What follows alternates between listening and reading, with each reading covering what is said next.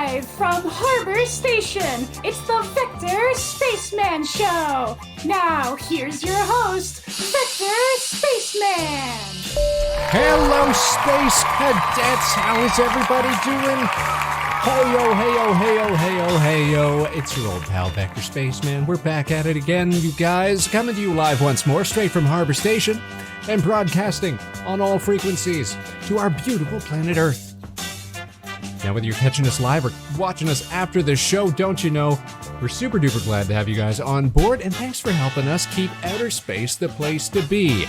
We're getting ready to rock it straight into another session of all the things we like to love and love to share. On tonight, Tuesday, August 12th, 2025. Happy Tuesday, Space Cadets. We love roll call, y'all. Knox, I see you. You are perceived. Yo, yo, yo. How are you doing? Thanks for being here. Happy Tuesday. How are things going? You living out your dreams? You doing your best? You enjoying your summer times? Welcome back to the show, everybody. And if it's your first time tuning in tonight, then hey, welcome aboard. It's the Vector Spaceman Show with me, your host, the Vector Spaceman, delivering you fresh space mannerisms on the daily. We're almost halfway through August, you guys. The summertime is passing us by. Hope you're making the most of your time, having some fun in the sun. I know that we have been, and it's, well, I'm just sure that our Space Cadets are out there being enterprising, endeavoring, adventurous people as well, living out your dreams, doing your best, doing pretty good, living like a silly little guy. That's what we like to hear. That's what we like to see. That's what we like to know. You keep us young at heart. You keep us encouraged, knowing that the Space Cadets are out there doing their best. But you guys, thanks for taking a break from your busy, active lifestyles to hang with the Spaceman tonight. You know we appreciate it. If you missed the last show, we had a back-to-back, right good old-fashioned weekend of karaoke streams. New tunes, old classics, totally impromptu. When the station clears out and we get a chance to sing, you know we gotta take it. Thing about karaoke streams, though, is that they don't get archived on the playlists or here on Twitch, which means you gotta see them in person. You gotta be here on the spot. You gotta be here live. And you guys, if you want to stay up to date with all of our broadcasts so that you never ever miss a show, then be sure to follow Vector Spaceman on YouTube, on Blue Sky, on Twitter technically, and of course right here on Twitch.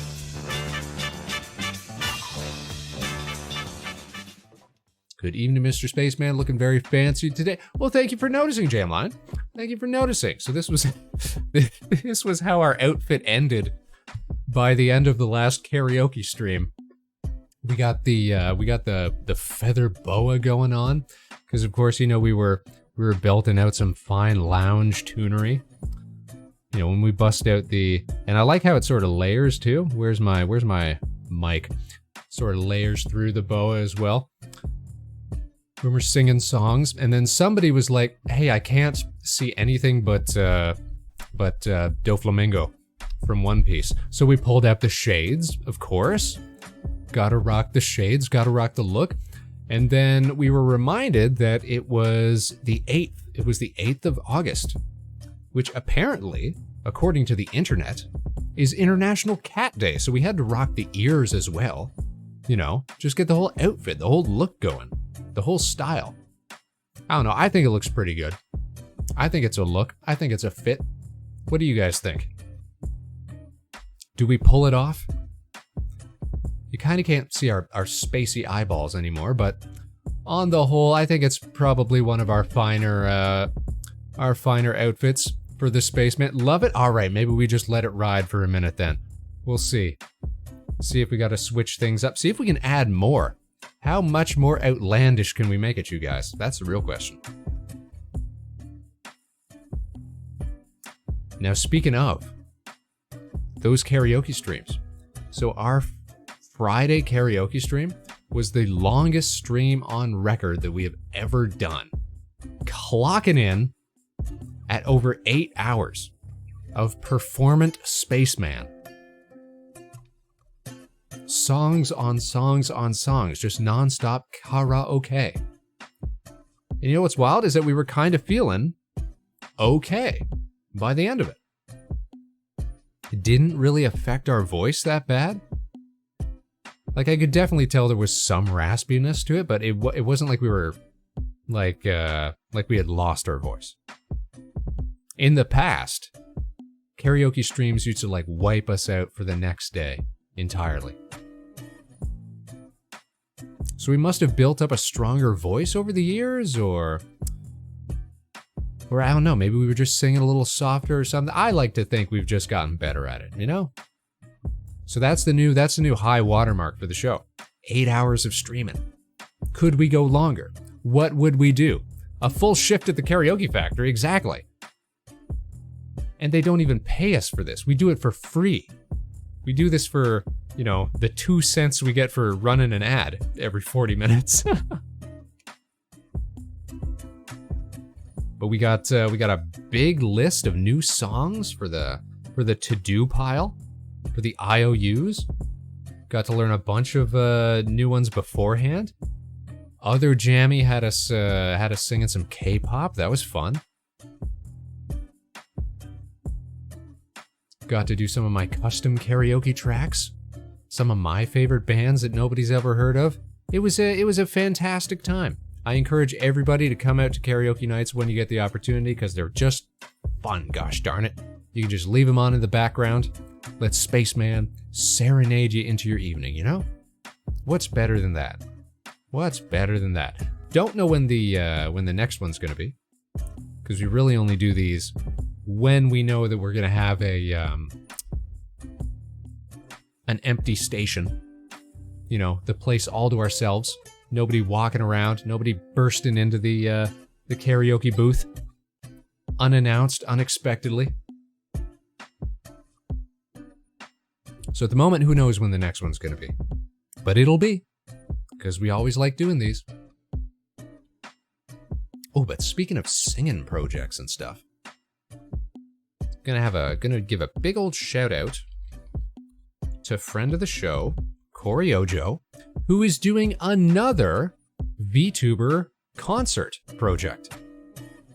Corey's been organizing these for a little over a year. And her first big one was like at a Las Vegas venue. Like rented out a theater during it was either anime or streaming convention that was in town.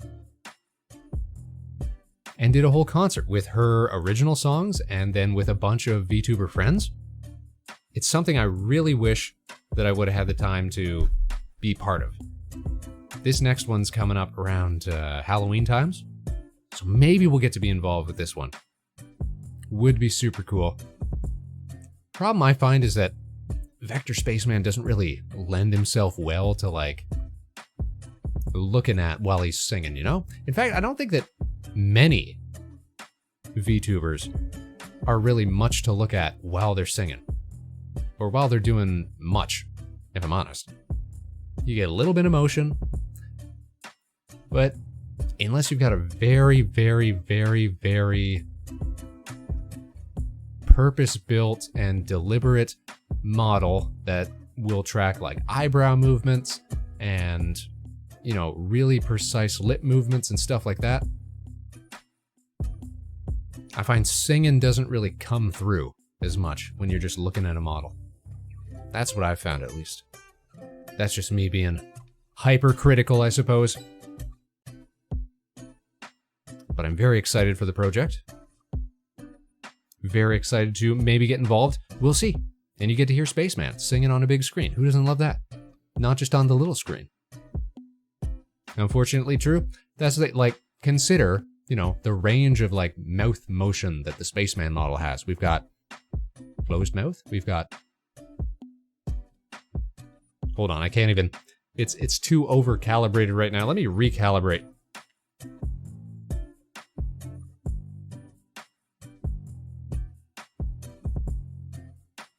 Sad mouth. There we go. Sad mouth. And then you go like... open. Smile, open. There's like not a whole lot of range there, you know? Ghost, how you doing? Howdy, howdy, howdy. It's a Tuesday. Welcome to the show. Welcome to the stream. We chatting about the limitations of VTubing models, vis-a-vis how they look when we're singing. Because friend of the show is doing a live, or not a live, a pre-recorded VTuber concert coming up. That's friend of the show, Corey Ojo. And she's been doing these for a while. And we're super excited about this latest one because maybe we'll finally find time to get involved with it. Corey's an old friend of the show and just super, super pumped about all the like live events that she's been doing. Actually, I wanted to show this off. Bop, bop, bop, bop, bop. Let's see if we can't show this off here. Can I pull up a screen? Perhaps with a model reveal. Let's see here. Where is the tablet? There's the tablet. Oh no, that's what I did. I moved myself on the wrong screen. Bop-a-dop-a-dop-a-dop. There we go. Tablet display. Please work. There it is, Corey's new design. I'm super stoked about this. It's going full raccoon. It's gonna be great. A new viewer, how you doing, Gino? Hey, Gino. Welcome to the show. General Ozai himself. Welcome back to chat. We're not doing any singing tonight, but I appreciate you being here. I know, isn't it cute? And she's got her little raccoon mascot as well. I get out of the way here, sitting on her head over there. It's a really good look. Like, Corey's original design was just like an ice princess sort of thing. But for whatever reason, she always identified with raccoons. So now she's really leaned into that for this new model update. You're gonna be dressing up as an anime girl is why I came to the stream. So this is a very good friend of the show that we've done collabs with and has been in a lot of our skits and specials over the years. Which, reminder guys, you can check out over on the YouTube page. Bada bing, bada bam. There's a whole playlist for our animations over there. But yeah, this new redesign, like, is just killing it. Is just killing it. You can just say it's for you. Oh yeah, okay, all right. The cat's out of the bag. The raccoon's out of the bag. You guys, actually, let me zoop back into position here. Back into position. That was a weird disappear. Go away, tablet. There we go. If there was a critter that I wanted to like embody, you know?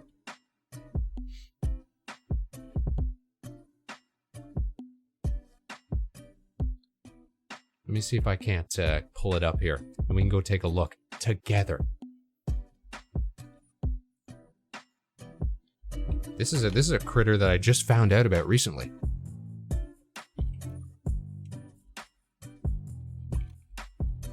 And I can't get enough of them. Look up Wikipedia. Let's go here. Yeah, let's go here. Let's go over to the desk. Let's go take a look at this together, you guys. We're going to the desk. Da-ba-da-ba-da-ba-da-ba-da-ba-da-ba-da. Here we are. A Spurry, a famous space furry. I know one or two of those. But check this guy out, you guys. Check out this monster of a critter. Let's take a look. The Columbian ground squirrel. It's like a cross between a squirrel and like almost like a prairie dog or something. You know? Look at his little paws. Look at his little paws. And his short little face, and he's so rotund. He's got like squirrel face, but he's got like He's got like groundhog body, you know? He's just a little guy.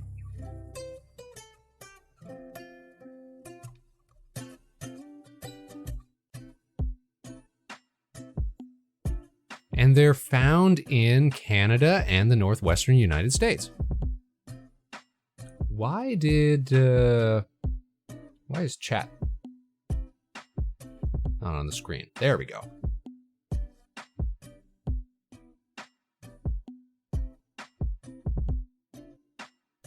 They're marmots, like Palm. Hi Domo, how you doing? Just a little dude. You got them all over the place here? Where's here? So this one says specifically in Alberta. So I don't feel like we have them where we are here at the station, or directly below the station, that is. They must be like Western Canada. And I feel like the fact that they spelt Columbian the same way as we spell British Columbia probably speaks to that. Ground squirrel. BC. Right next to Alberta, yes. Look at us knowing geography. They are stout, with short, dense fur, which is characteristically tawny across the bridge of the nose. They've got like nice little patterning on their backs too. Let's see if we can find a... Look at this guy, standing up, standing at attention, doing his best. They're so lean, so long. And their tails are much nicer than... Look at that patterning. Look at that lovely tri-colored patterning. Are they goofy? I'm so glad to hear that. Oh, look at it. Look at it. So yes, if that was, if I were to, you know, rebrand as any sort of little critter, I feel like it would be these guys. I wonder if they, like, could live in trees, though. Look at him! Such an animal. Like, if you... That's too much. That's too zoomed. There we go. That's good. Like, if you could take, like, a baby ground squirrel and put it in a nest of tree squirrels, would nature find a way? To quote, you know, a certain film? And vice versa. If you chucked a tree squirrel down into a ground squirrel burrow, would it never learn how to scamper up and down, you know? I feel like there's got to be a reason that they don't scamper. Like, are they just not... There's definitely something more, like, slinky-like about their bodies. Like, more stoat-like, more ferret-like.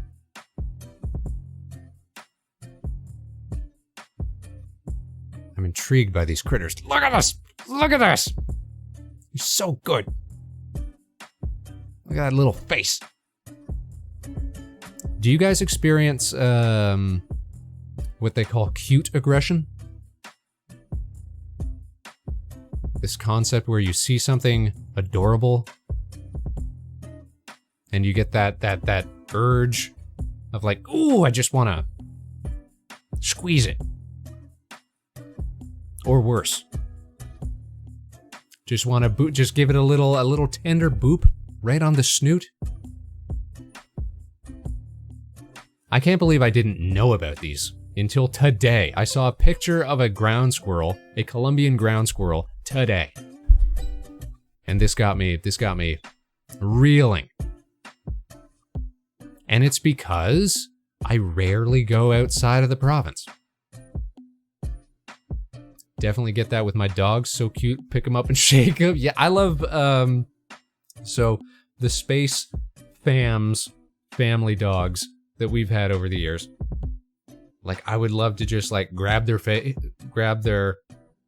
like jowl. So I'll give you more context. So the breed that the Space Fam used to have Here, I'll see if I can pull it up here. I'm just gonna toggle that off while I'm typing things, so as to not accidentally give away information.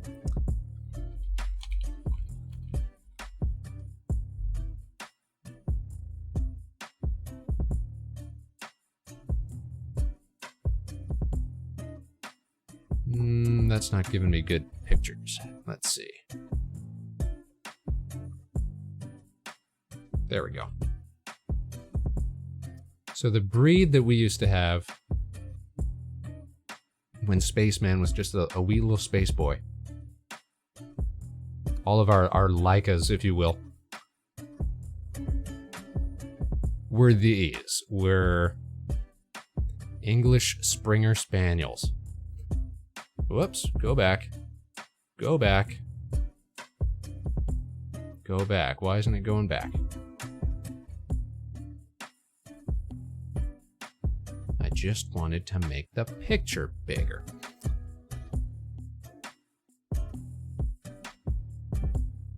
Why is it taking me to websites? I don't want websites, I just want pictures of dogs.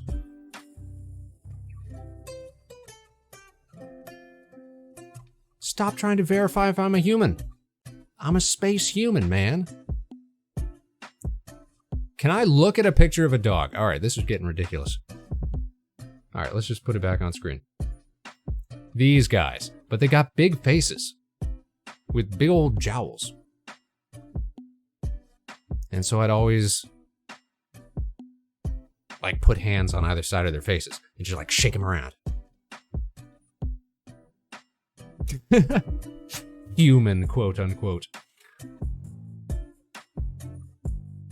They're real energetic pups, though. I've talked about before how, like,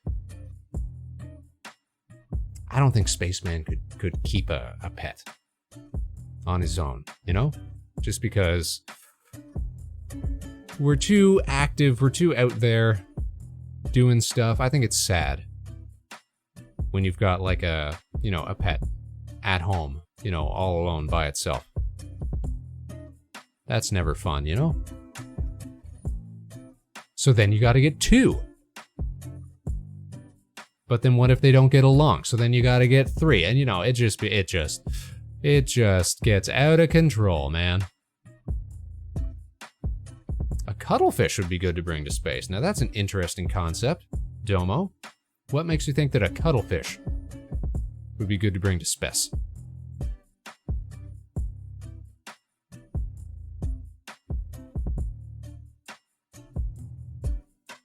I feel like any sort of fish that's like, uh-oh. You guys can't see it, but the station lights started flashing. They got no bones. That's super helpful when you think about it. The one thing that often goes into consideration when talking about like travel, like extended space travel, so especially when we talk about like Mars missions and stuff like that, is what are you gonna do about, bone decalcification? And what are you gonna do about, extended periods of like boredom and stuff like that? And the prevailing theory seems to be we're just gonna give astronauts a lot of drugs. A lot of recreational drugs. Curated, but still definitely psychoactive drugs. To last them their voyage. The cuddle bone, well, everybody's got the cuddle bone.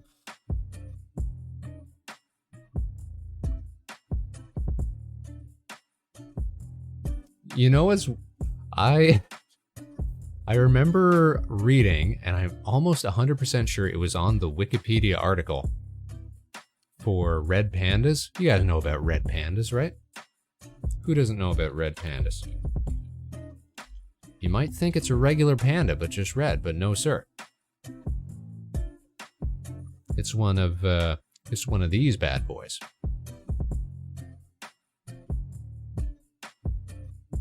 Love these guys, right? But I'm pretty sure on this wiki page, it used to be listed something like red pandas are one of the like top candidates for like space test flight animals or something like that. And I think that was just hyping up red pandas. Like it was attached to like a study or something like that.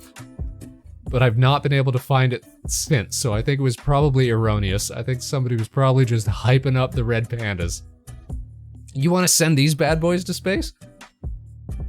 But that stuck with me so much that I've got like a Word document that's full of like concepts for, you know, for skits and for games and for stuff like that. And one of those concepts is red pandas in space. That stuck with me. I thought that is such a cute idea. Even if it's backed by any real science or not. That's something that people should get to experience. I think. And am I wrong? I don't think so. Am I wrong, cadets? I think not. You be the judge.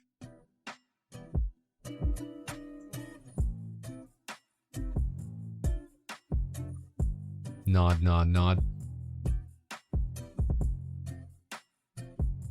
Anywho, where were we? Ground squirrels. Tell me about ground squirrels. One of the largest members of the genus, with the largest being the Arctic ground squirrel. I also don't know about the Arctic ground squirrel. Could we learn about Arctic ground squirrel? Now this looks like straight up like a prairie dog. That's just a prairie dog. Just out there enjoying a mushroom or whatever the heck that is. That's just a prairie dog.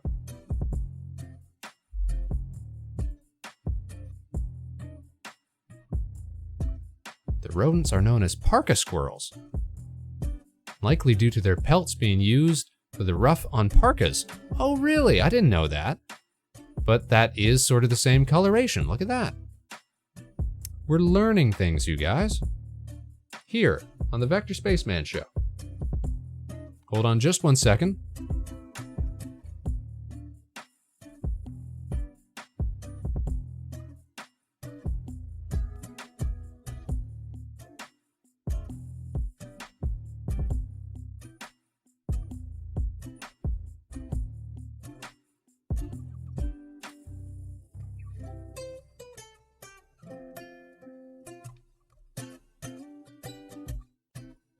Vector Spaceman Edutainment. Yes. All right, we're back. Somebody keeps calling the station. Somebody keeps calling the station. It's this old lady, and she's always so apologetic, but she just keeps dialing the wrong number.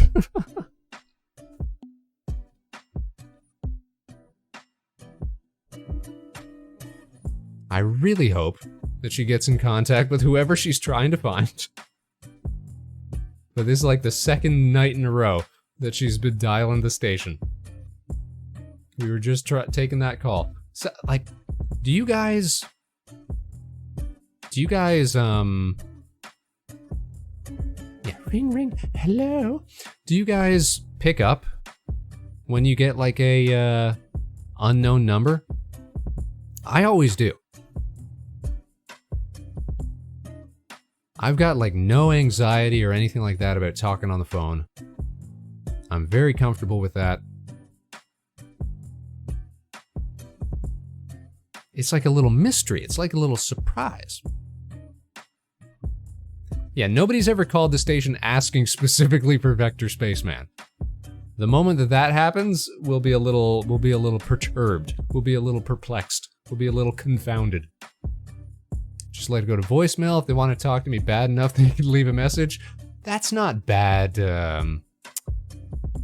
reasoning, I suppose. I'm always worried though that I'll be in like an emergency situation or something like that. You know, somebody will be trying to get a hold of me. I don't want it to go to voicemail or something. And I know what you're saying. You're saying, Spaceman, if it was an emergency, somebody who's trying to contact you, wouldn't you already know their number? Wouldn't it not be coming up as an unknown number or something like that. And I think 99% of the time you'd probably be right.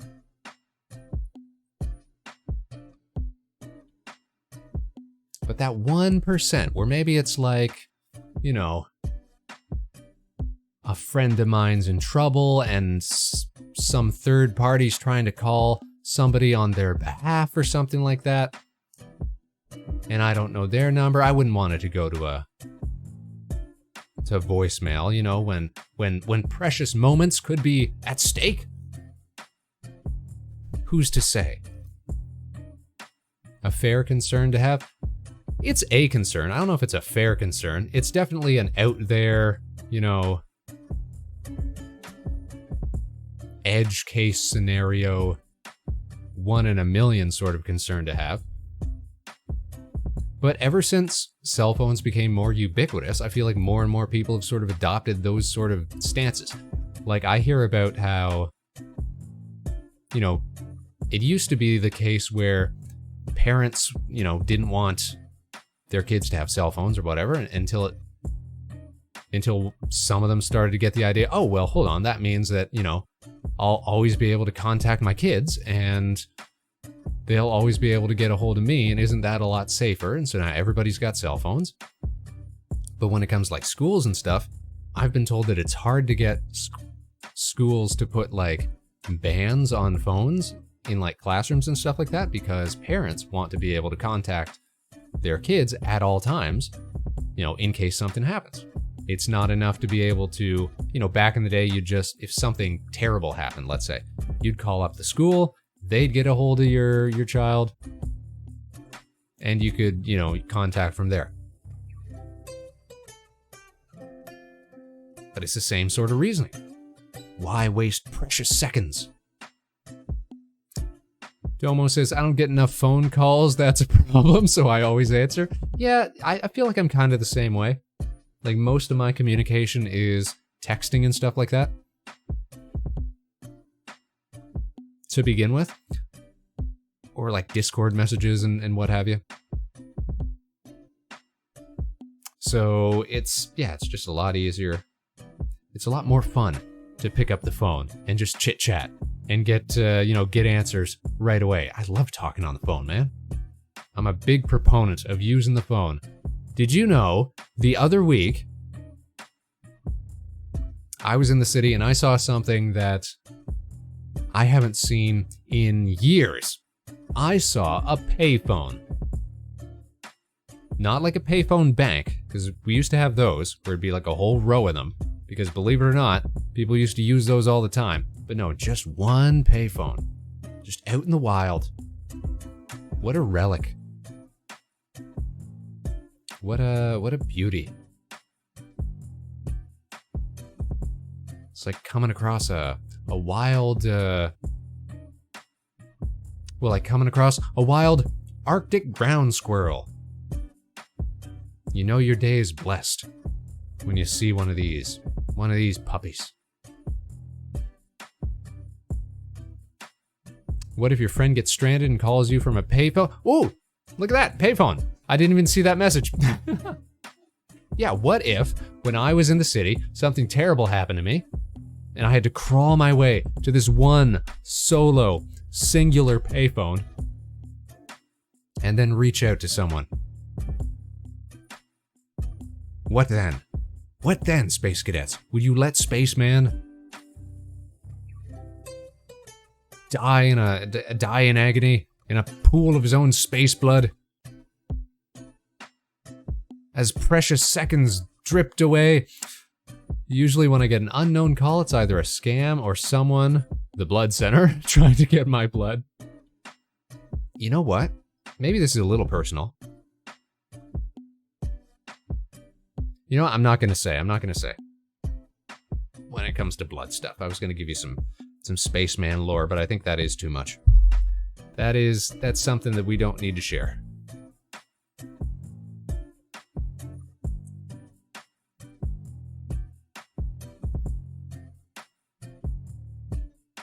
Though we are a big proponent of donating blood, you guys. You've got all that blood in you. What's a few extra drops, you know?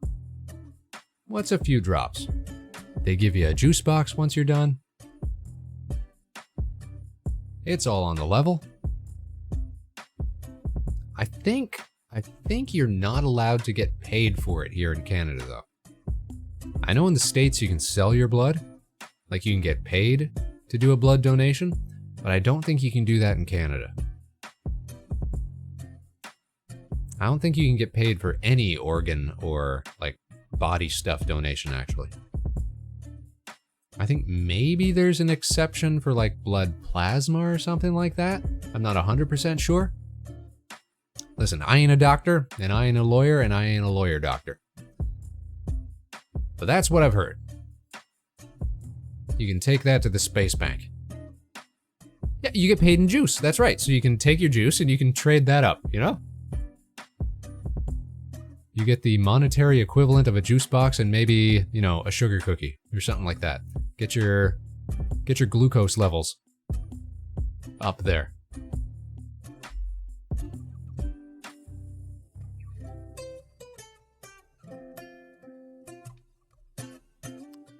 Now, where were we?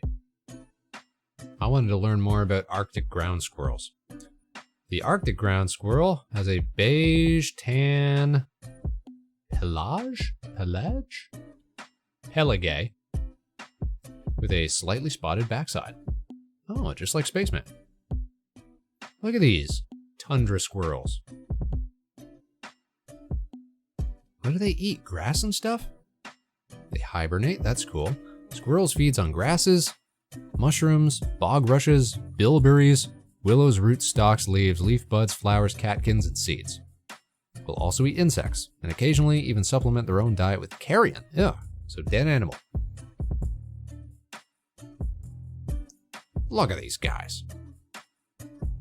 Alright, so we know that my favorite squirrel then is slightly... Ew. Squirrel mummy. Is slightly smaller than these guys.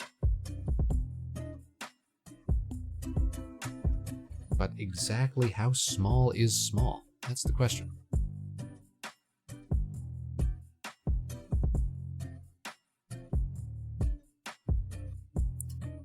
So they're like a foot or more in length. So that's actually bigger than I thought they were going to be.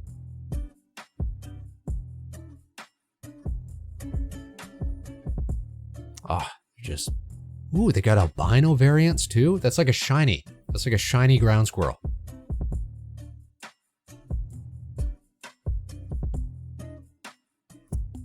So Rocky Mountains from as far north as western Alberta and southeastern British Columbia, hence the spelling. Found in the western parts of Montana, through central Idaho, and into northern and eastern reaches of Washington. They're West Coast squirrels. Never learned how to climb trees. Which is weird because there's so many trees out that way anyways.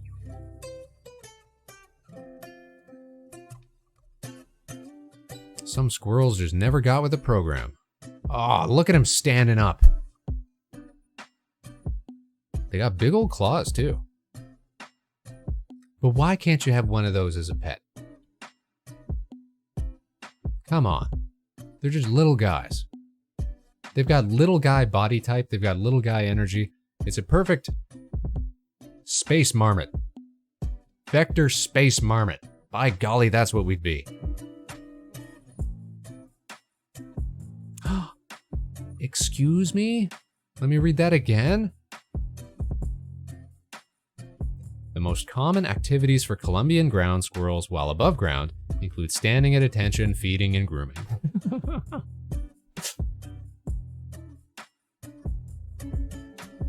Columbian ground squirrels' activity patterns are sensitive to climate and ambient light. Me too, buddy. Me too.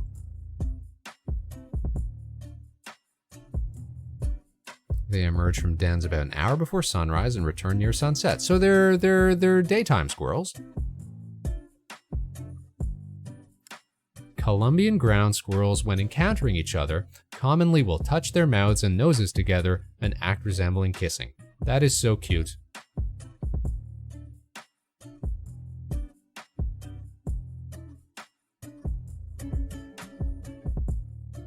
I've always said, you guys, human beings we'd be so much better off if we were squirrel-sized. We'd have so much more room for activities. We'd be able to, you know, really tackle this housing crisis issue. You know, everybody gets like a cubic meter of space, and that's all you need. Think of how much less fuel we'd need, you know, for getting around, for going to space. We could have Squirrel Moon Colony by now. Easily.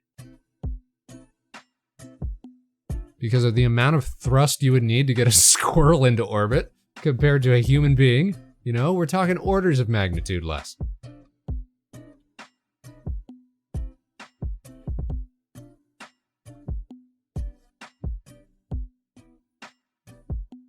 Look at this guy. Look at this guy. That's a squirrel at attention right there. So much room for activities. I know. Squirrel stuff. Man, squirrel stuff.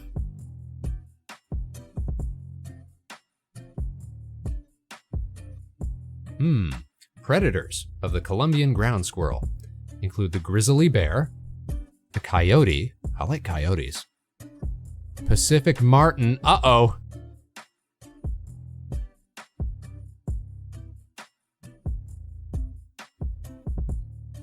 It's Palm, you guys.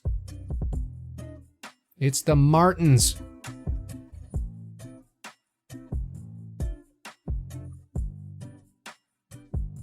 Why they gotta pick on poor little ground squirrels?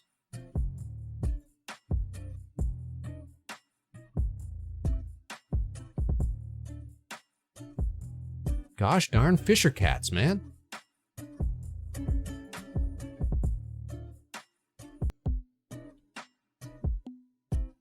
Okay, back to business. Squirrel stuff. Gray wolves, American badgers, weasels, and mountain lions. They get picked on by eagles and hawks.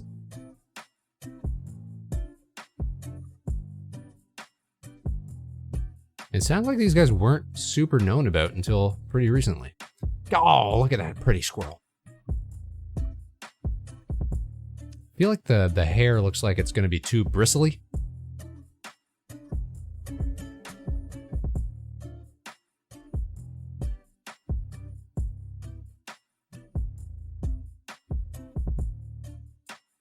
Why can't we have a soft squirrel?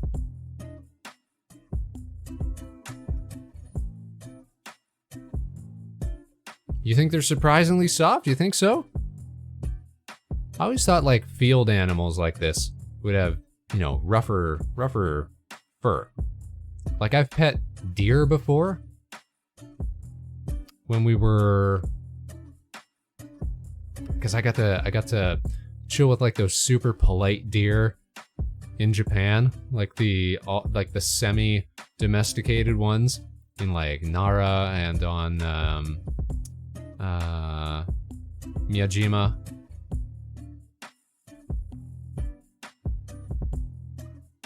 The ones that'll like bow to you if you give them snacks and stuff like that. And I always found their fur pretty rough too. Kind of like have you ever pet like a golden Labrador? Not a golden retriever. They've got the nice soft fur, but the labs, kind of like their fur, which is just a little rough. These squirrels look like they'd kind of be like that.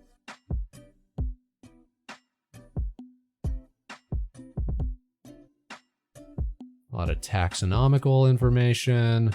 Human interactions. Columbian ground squirrels came to be seen as pests, not as pests. Negatively impacting harvest of wheat and other crops. Well, listen, a ground squirrel's gotta eat.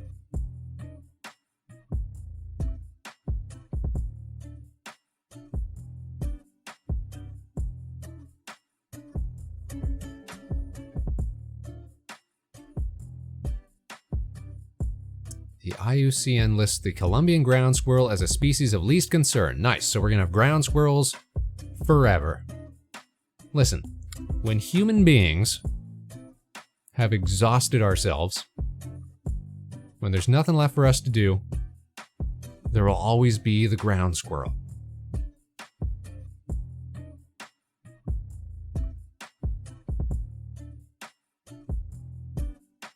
And that's, you know, that's encouraging, I think.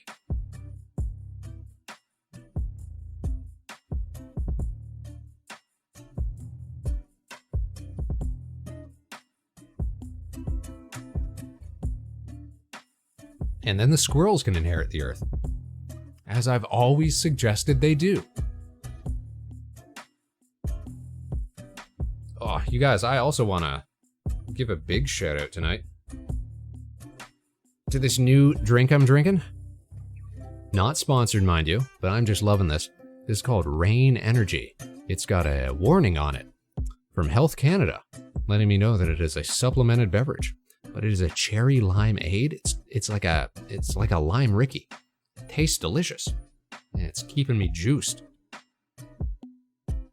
It's got no calories and it's full of stims. What more could I ask for? Which is exactly what I need right now. Because Spaceman be out here doing his best, living it up in the summer. And most disastrously of all, not eating.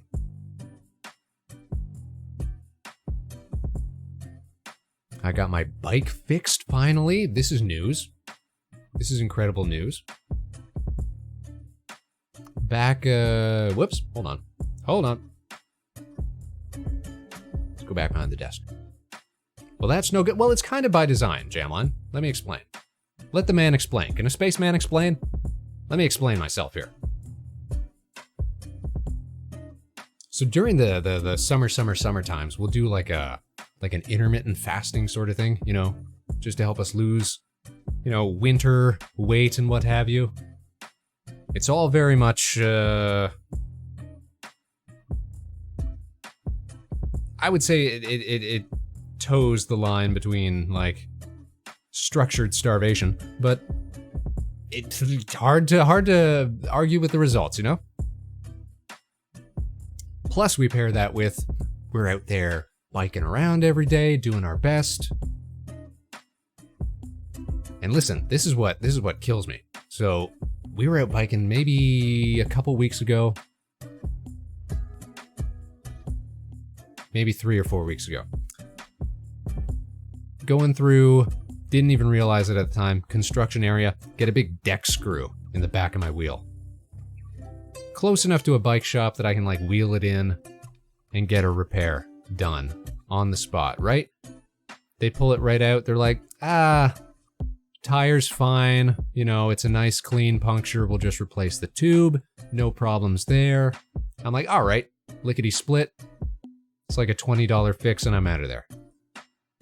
Maybe a week after that though, get a chunk of glass just on the road in the exact same spot, in the exact same puncture hole from that original deck screw. Blow out another tube.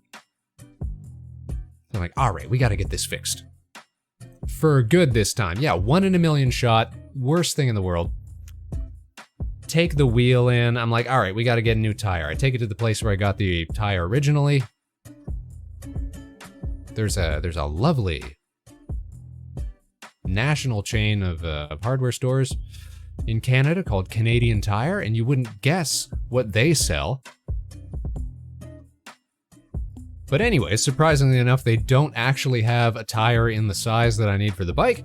So I was like, all right, well, I'll go to one of your, they got like they also own like a sports store.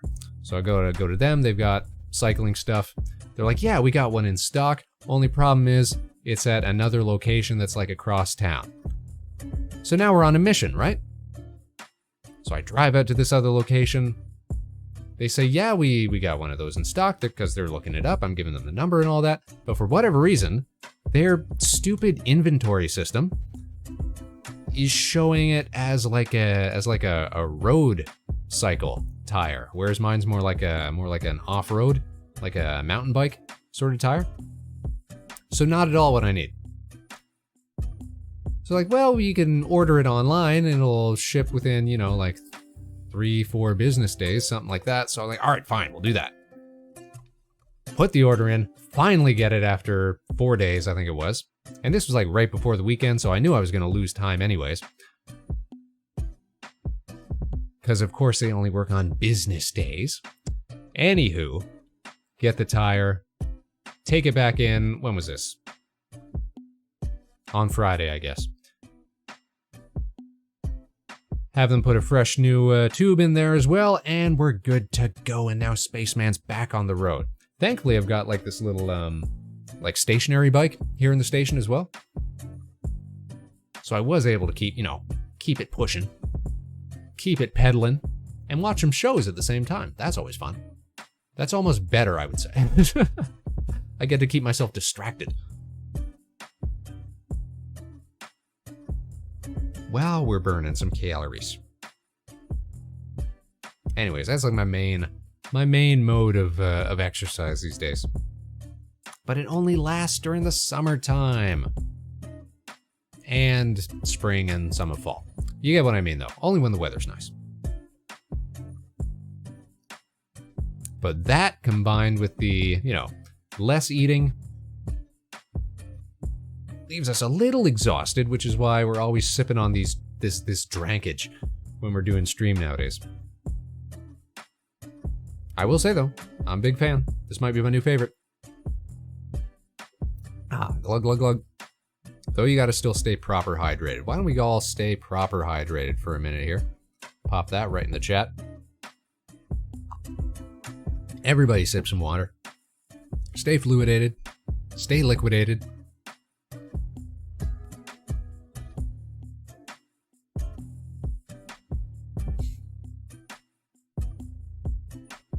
But yeah, even when it's oppressively hot out, even when there's wildfire smoke blowing in, it's just that time of year.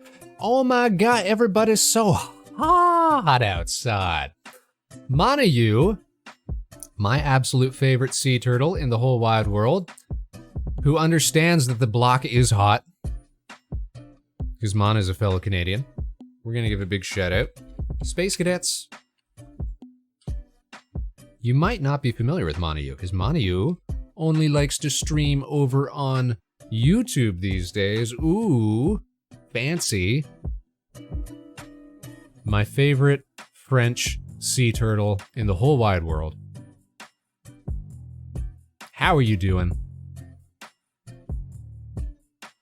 Just a troubled turt. This turt's got more than 2 problems. And dual stream. Okay, fine. With the dual stream. I was catching your show today, Mana. Love listening to a little turtle yappage. Eating a Go-Gurt? Right on. Out here living very large. Way to go, turtle. I hope your Tuesday is going well. We've been talking about all sorts of things tonight. Can I show you a squirrel in these trying times? This is my new favorite animal.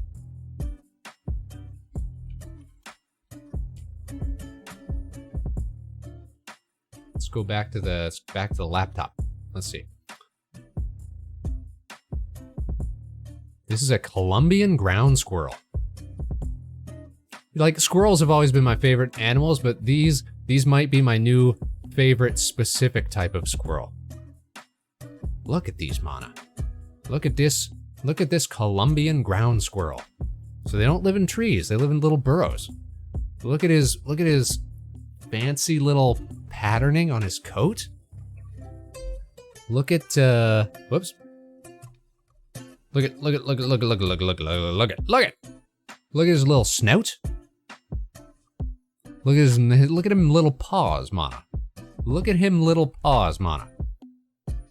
He's got squirrel face, but he's got like gopher body. It is cute. They're like a foot long. They're perfect sized critter. This is peak critter right here. I don't know how it gets better than that. I don't know how turtles can even compare. I don't know how cats or dogs Remind us how they greet each other? I will, Jamline. And Mana's gonna appreciate that as well. Let's learn about squirrel behavior. Where is it? They are one of the most vegetarian of all ground squirrels. Columbian ground squirrels, when encountering each other, commonly will touch their mouths and noses together, an act resembling kissing. Isn't that cute? Isn't that adorable? Isn't that peak squirrel behavior? Look at him.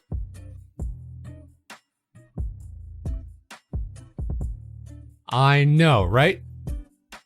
Squirrel rebrand wet? Well, I think how we got on this was,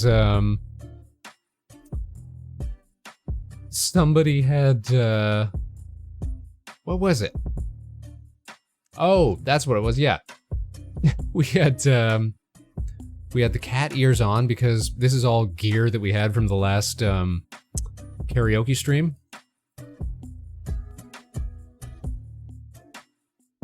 And then we were showing off, Corey's new model, which has got more raccoon stuff integrated into it. And somebody's like, wow, Spaceman, that gonna be your new rebrand? So I was saying, no, if we were gonna rebrand into a critter, if we were gonna rebrand into any animal, it's gonna be something like this. And that's when we got onto squirrel business. And now we're all up to date.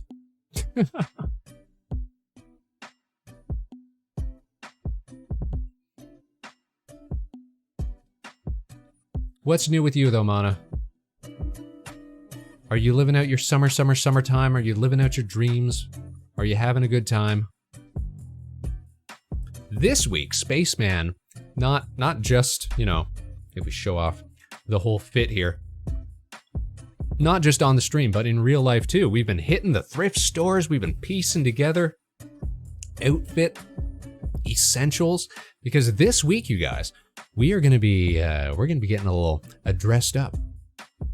Jorbliss streaming and said, "Hey, that's the way to live. Nothing wrong with that. Spaceman approved." But this weekend, we're actually gonna be looking pretty fancy. There's a special event going on that's kind of cool. So we're gonna be hanging with some VTuber friends. And we're gonna be participating at a cultural event here locally called Japan Fest Canada. We're gonna be exhibiting some Japanese fashion. All put together by friend of the show, Pretty Night Lori, who, for the sake of shoutouts and stuff, we've just gone and put a little custom call out there. Check out Lori. Lori is a friend of the show and outfit coordinator and big VTuber fan as well. And they are going to be our coordinator this weekend. We're going to be putting on some fancy OG type outfit and what have you. I'm pretty excited about that. We're gonna look our fanciest. You guys might get to see some photos from that. Edited to obscure certain features.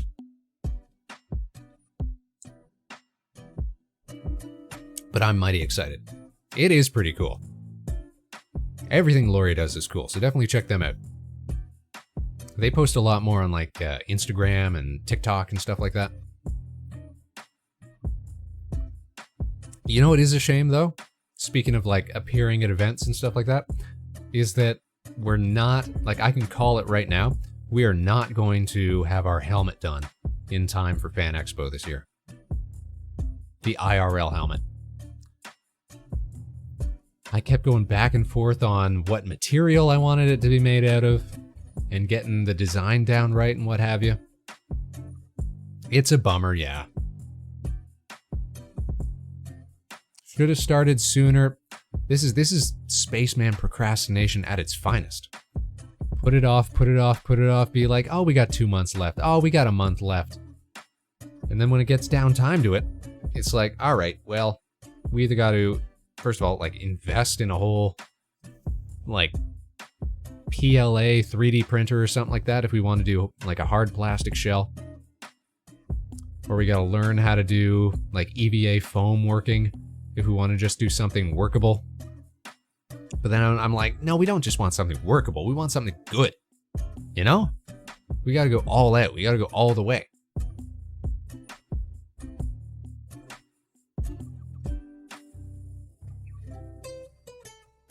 Which means it'll take a little more time.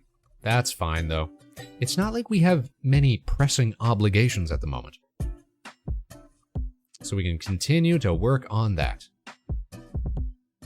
Manu, I want to say you missed a phenomenal karaoke stream over the weekend. Our Friday show went for over 8 hours, Mana. 8 hours of Spaceman singing. It's our longest stream that we've ever had. I know, right? Just non-stop, back-to-back karaoke, no slack, 8-hour Spaceman. And you can't even see it because it's a karaoke stream, and those don't get archived here on Twitch.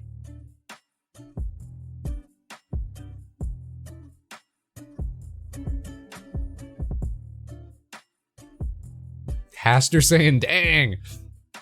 No worries, there'll always be more, though.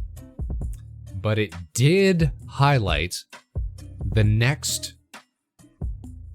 Like, it did give us a phenomenal idea.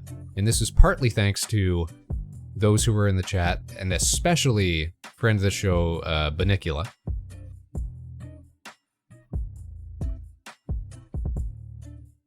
Giving us the idea of what we want to do for our next big, like, VTuber project. Special project.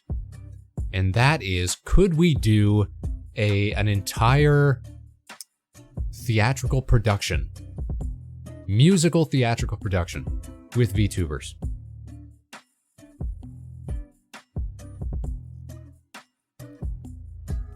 And the one that immediately came to mind was doing a rendition of Man of La Mancha, or in our case, Spaceman of La Mancha.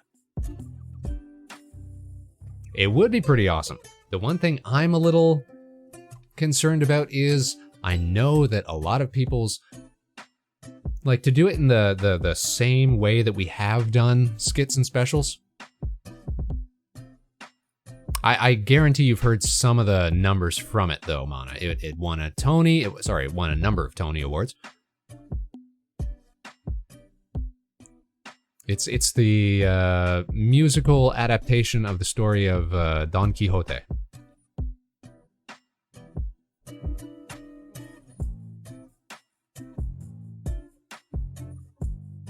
It's got to be one of my favorite stage plays.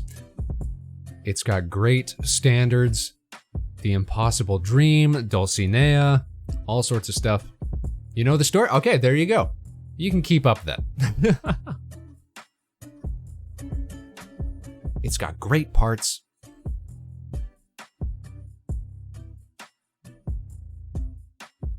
But the thing that got me thinking was like, how could we do like a stage play with different models, or would we want custom models for roles and stuff like that? And I almost got to start thinking about, could we do it like sort of like a Paper Mario sort of aesthetic or something like that? Because that all is like, there's like a conceit there of that taking place on like a stage and stuff, right? If we were to use more simplified, would this be live or compiled pre-recorded? So all of the skits and specials that we do are pre-recorded. But I'll level with you, there was a concept of doing a live one. Maybe as like almost like a Christmas pageant performance or something like that. And the only difference to how we normally do it would be that instead of doing recordings, we'd basically have to do rehearsals ahead of time. Make sure that everybody's, in sync. Now, mind you, that's almost impossible to do if we were doing something musical because there's so much delay between people. I tried doing a joint karaoke stream one time with friends of the show Space Buffoon and Slamantha. And we tried to do a song which had like 3 singers in it. And yeah, just wasn't gonna work.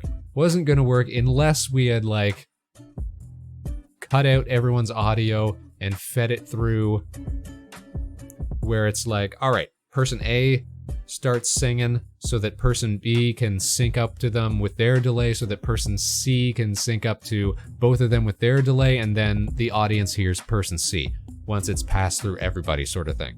It would be special. Incredibly cool, but probably super hard to pull off without any technical difficulty. Well, that's why we think about this sort of thing, Listen, we're nothing if not willing to confront these technical challenges. It's just a matter of, is it worth it? But doing a pre-recorded musical special would not be, terribly difficult compared to anything else that we've done in the past. Except for the fact that I feel like the models that we have right now aren't super suited for like doing big theatrical gesturing and like moving around stage and stuff like that. Like the kind of performant, acrobatic, like engaged music and dance numbers that you expect to see from musical theater. Musical theater, You don't just want people standing around singing. Especially since, as we already discussed tonight, VTuber models kind of look silly when they're just singing. Most people's mouths don't really capture that range of emotion that you get out of a human singer. You need a lot more tracking in like the eyes, the eyebrows, that sort of thing. Hands would also be great to track. Now, I think it would be great if more riggers and designers took that sort of thing into account. Got to get that V-bridger. Yeah, you want the little side smirks and things like that, the puff cheeks that you only get out of certain tracking modules.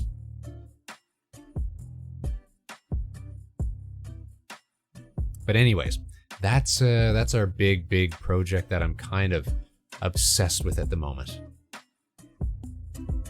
Specifically asked my rigger for accuracy for singing. See, that's important, because Mana does a lot of singing as well. You were probably a bit of a nightmare? What do you mean? What do you mean? You mean you weren't just a pleasure to work with? Throughout the whole process?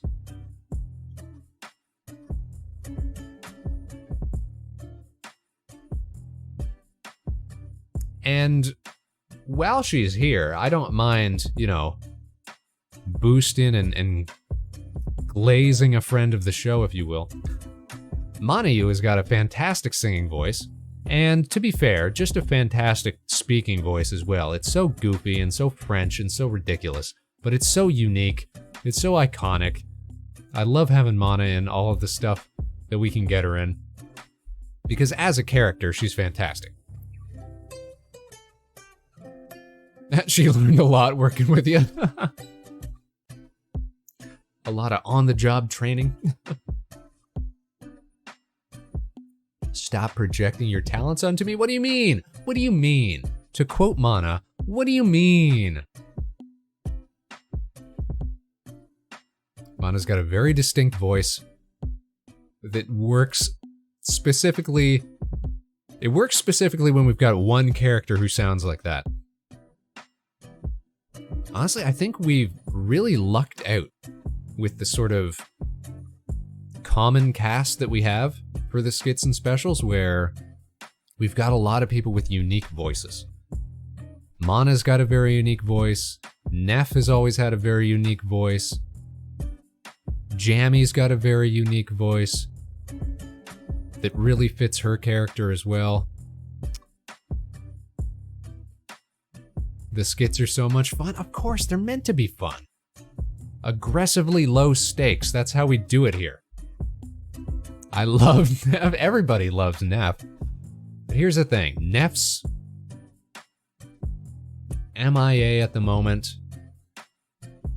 And I don't know if we're going to do another big special the same way that we have without Neff. Because Neff was always a big part of those. And we've talked about, you know, could we...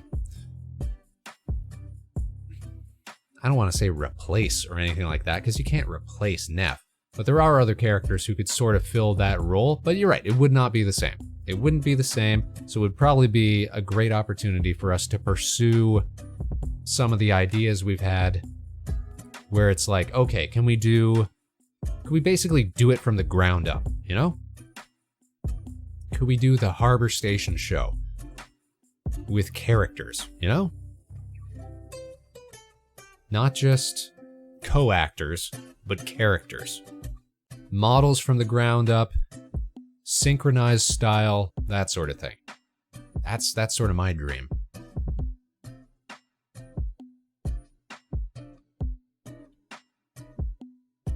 Yeah.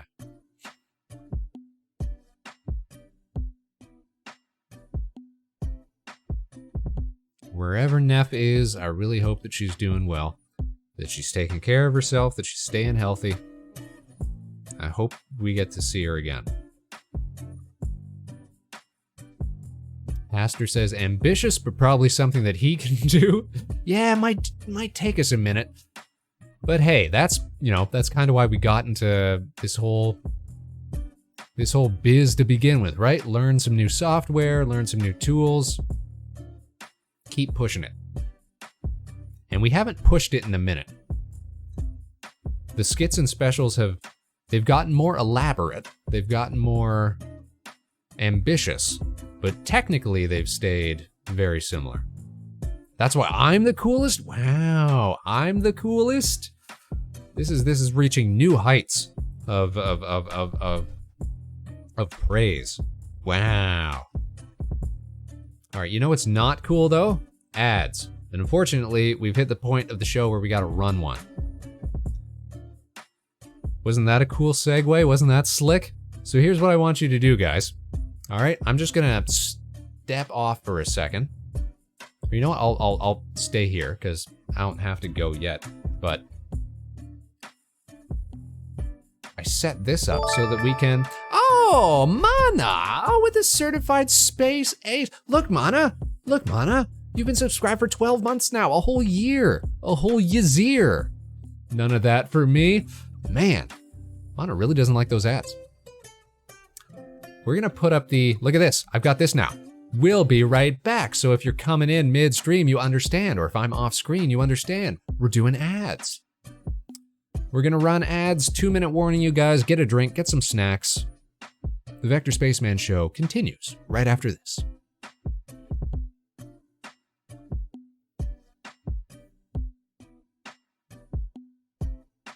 I'm pretty proud of our fancy setup, Mana. And if you're just so lucky enough not to get an ad, maybe you got a Twitch Turbo, maybe you're a Space Ace, then hey, you get to chill with me for a couple minutes. What's wrong with that? Nothing wrong with that.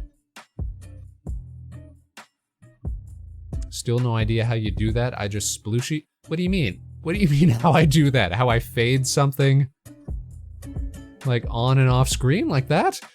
Or how I do like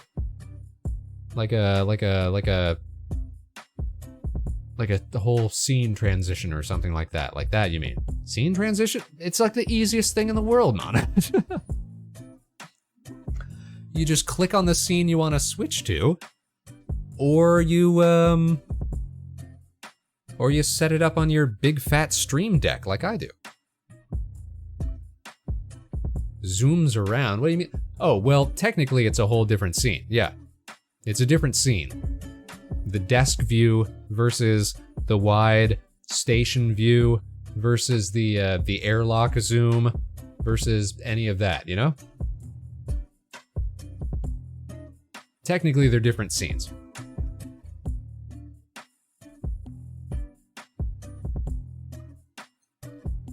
But I think the way that the airlock zoom, so let me show you how the airlock zoom works since we're still on ad break. Or maybe I'll wait till we get back from the ad break. We'll do a little behind the scenes for you. A little behind the Spaceman show.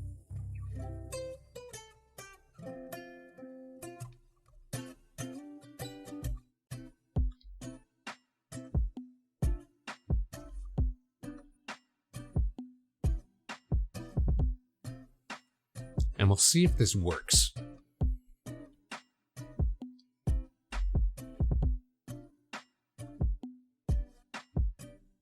All right, so we're gonna attempt. Welcome back, Jamline. So we got discussing over the ad break. Mana didn't know how we do our little scene transitions and stuff like that. Specifically, like the zooms and stuff. Here, we're gonna walk off the screen. Go back to the station proper. All right, so we're gonna explain how this works, like from the top. All right. So. Here's how the show starts on the intro screen, right? That's fine. Eventually, we have to actually start the show, right? So we'll be, we'll have the intro music playing or whatever, right? And it'll go bop, chop, chop, chop, chop, very jazz, you know? Drums and breakdown and what have you. But eventually, that'll get to a high point, and we'll fade that out, and we'll hit you with the. Uh oh. Where's my stinger? Hold on. Stinger, please. Stinger. All right, hold on. Hold. Nobody panic. I think it's just because I let it run too long. Hold on.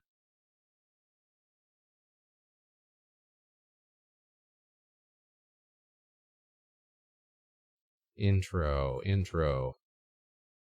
Yeah, we hit you with the uh-oh. And then it goes.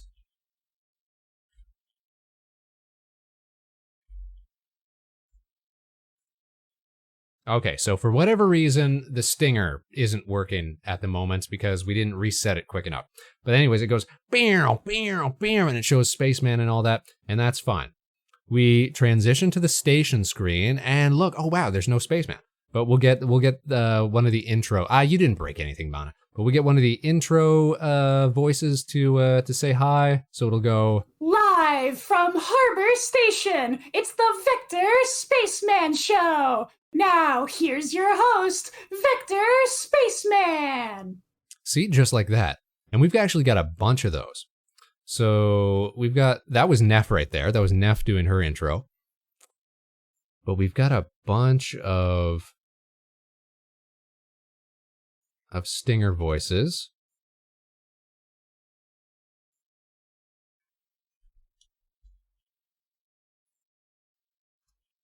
I can actually switch that to, let's see here.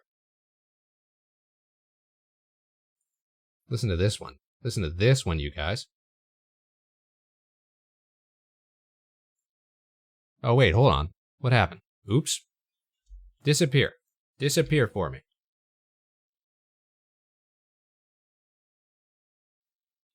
Do me a favor and disappear. Why is it, so you guys can't see nothing, right? Here, let's go to the desk. Why is it still on the, let's go to the basement.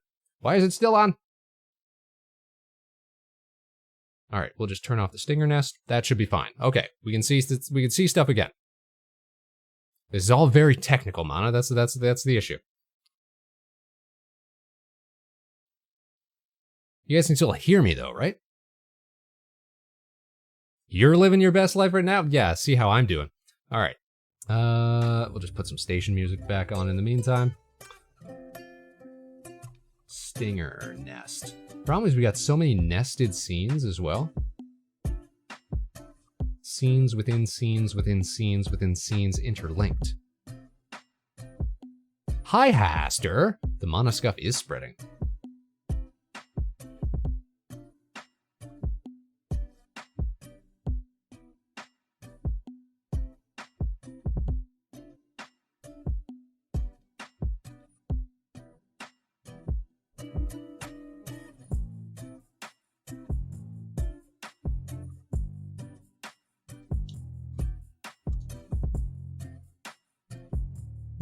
Okay, so believe it or not, I actually think that we've gotten the stinger to work again. So when we do press this and it does work like it's supposed to, it goes barrel, barrel, barrel, barrel, barrel, barrel, barrel, barrel. Oh, there it is. Shoot. All right. Reset. All right, hit it this time.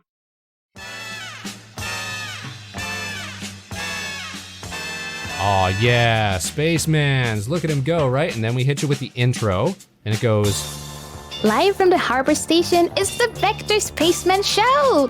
Now, here's your host, Vector Spaceman! All right, and that's great, right? So it's still playing audio in the background. We've just faded out. Oh, what, you didn't like hearing your little intro there, Mana? I think that's a good one. It sounds very French. It sounds very unique. Anywho's, the audio's still playing in the background. We do a specific zoom over to the airlock. So this is a whole separate scene, but it's got a specific movement plugin. So like there's basically your scene transition types are like cut, fade, swipe, and then we've got a special one for move. So what the move one is, it's basically any object that's within both scenes that has the same name, it'll move those to a new position in a very smooth manner. So what that means is that we can actually do smooth little zooms like that. So technically all it is we've got two separate scenes, but we've got all the junk that's off screen scaled to position so that we can zoom it in.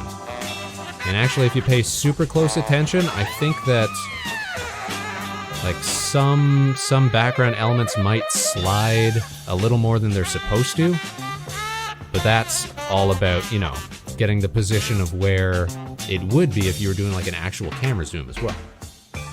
So we can zoom back and forth like this. We zoom in, then we open up the airlock, and it always does that little hiss, and we're behind the door. Now this is an important part of the transition as well. So we've got a toggle here which changes the position of the Spaceman model, like the live 2D capture. We've got a foreground version and a background version of that. So we've got a little toggle that swaps the two, and you almost never notice this. I don't think you notice it at all right now. If I toggle back, there was a point in time where you used to see a little flash because they didn't toggle transparency at precisely the right time, but now it looks like it's okay. But I'll show you what that looks like in action. So we're gonna close the doors on Spaceman. But if we hit that toggle, it toggles him in front of the doors. And that's important for when we return to our main position. Because watch this, if we're stuck behind the door and we open up the airlock and we try to go back to main position, Spaceman actually gets left behind. We don't want that. The Spaceman background only exists in that position. So if we want to bring Spaceman foreground into this scene with us, then we have to make sure that that toggle is on so that he shows up here after it's all done. So we toggle back to in the airlock, we zoom into the airlock, we're gonna toggle Spaceman into the foreground. So now foreground Spaceman, which exists in this scene and in the wider shot. So they both exist in the same, in those two separate scenes. So because our transition type between the two scenes are the move type, it means that Spaceman is going to zoop, zoop, zoop, zoop, just like that, into the main screen. Sounds like a float statement? Well, it's like it is a tween. It's basically just a tween. Probably won't be able to reproduce it. Well, what would you use it for, Mana? You ain't got no airlock. We're gonna close that. Also, don't you guys, listen, I'm going to reset the stinger. I'm going to turn back on our station music. Don't you love this airlock? Let's listen to it again.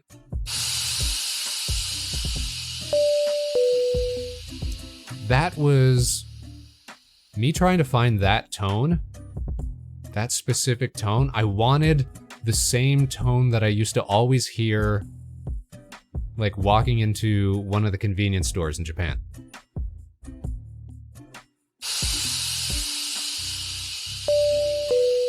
It is kind of like the airplane belt sound too. You're right. It's that nice, soft tone. And you get that little hiss of the airlock opening up too. Makes me miss the old days with me moving lift before the isekai. Yeah, back in your spacey days, Rig. Not that we don't love the Nova Swarm's, recent rebranding. Wow. And we're going to give a big shout out to the Nova Swarm.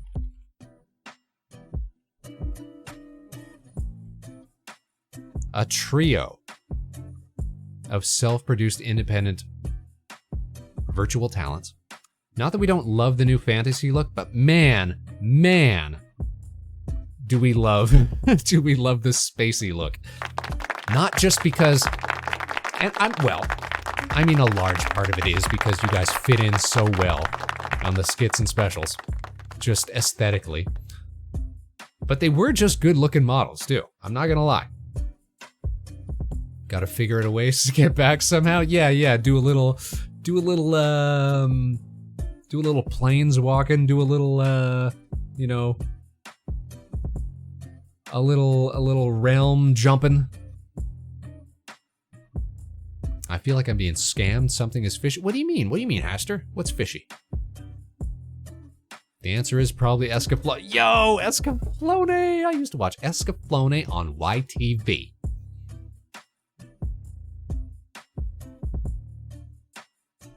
The way we can't tap the shoutout on MOBA? Oh, we got problems? First of all, Mana, I do not believe that you're not already following the Nova Swarm. You've been in shows with them for the past almost 4 years.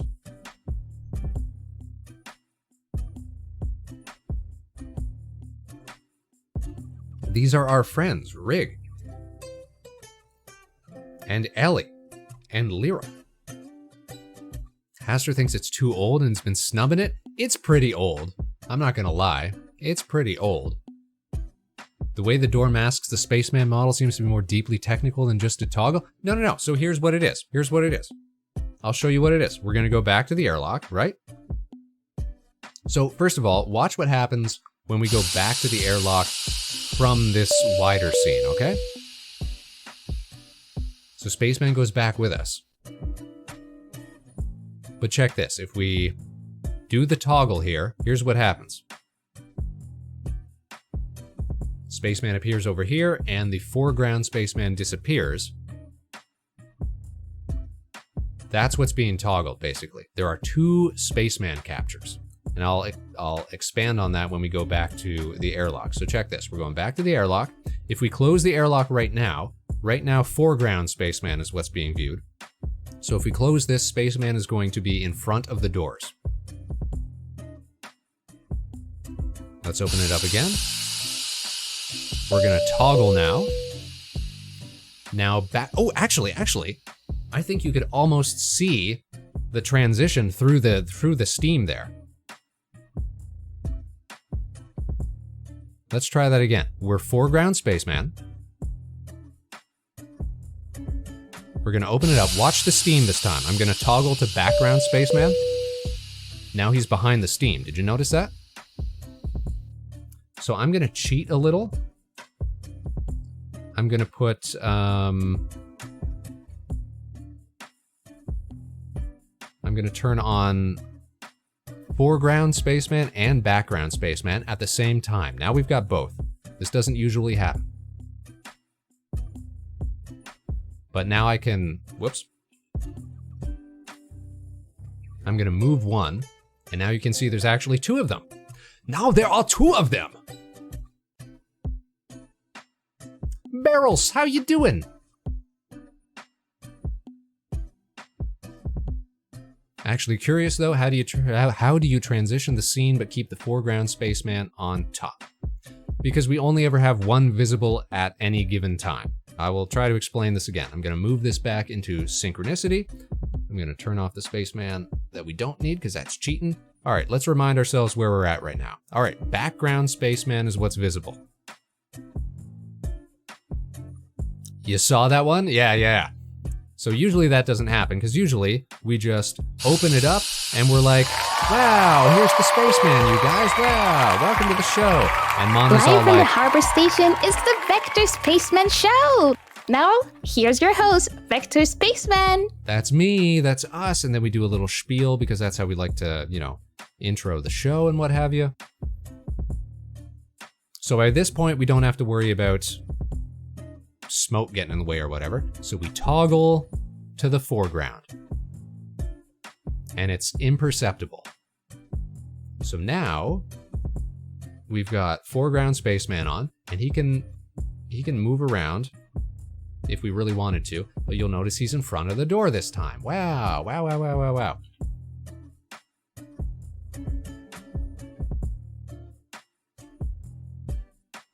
Now when we pull out to the larger scene, because there is a foreground spaceman in the position that we want it to be in that scene, our move transition is going to move everything that is the same from this scene into the position on the next scene.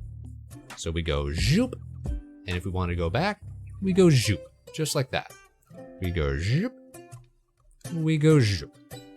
But let's say we just wanted to move to the wider scene through like a fade instead of that move transition. It would look like this. Bam. Just like that. And if we tried to go back like that, it would just go zoop again. So we can either go zoop, or we can go zoop, and we can go bam. So how does the foreground spaceman stay there for the scene transition? I guess a more accurate question is, how is the background scene transition? So the background scene transition, I'm getting confused now. So the scene transition has a transition type called move. There are a number of transition overrides that you can use for switching between scenes. You've got no transition, so basically it's just a quick cut.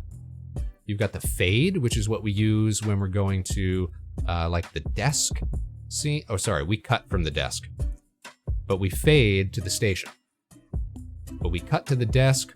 We also cut to like the laptop scene and stuff like that. So there's some that we just cut to because it more accurately replicates like when we're in the basement, we'll fade to the basement. But if we want to get a close-up view of the couch, we just cut to that because it's more like a camera cut. It's more cinematic, you know what I mean? The Spaceman guidance system knows where the spaceman isn't, thus knowing where it is. Yes, the spaceman knows where he isn't at all times. This allows us to calculate the position where the spaceman is. But Haster, what really makes this work is that we have installed a custom scene transition plugin, which allows us to move objects between scenes. So as long as we have, actually, this will be a good example. Why don't I turn on the tablet here? So we know about the tablet, but the tablet doesn't exist in some other scenes. So we know how this works when everything exists in the same scene, right?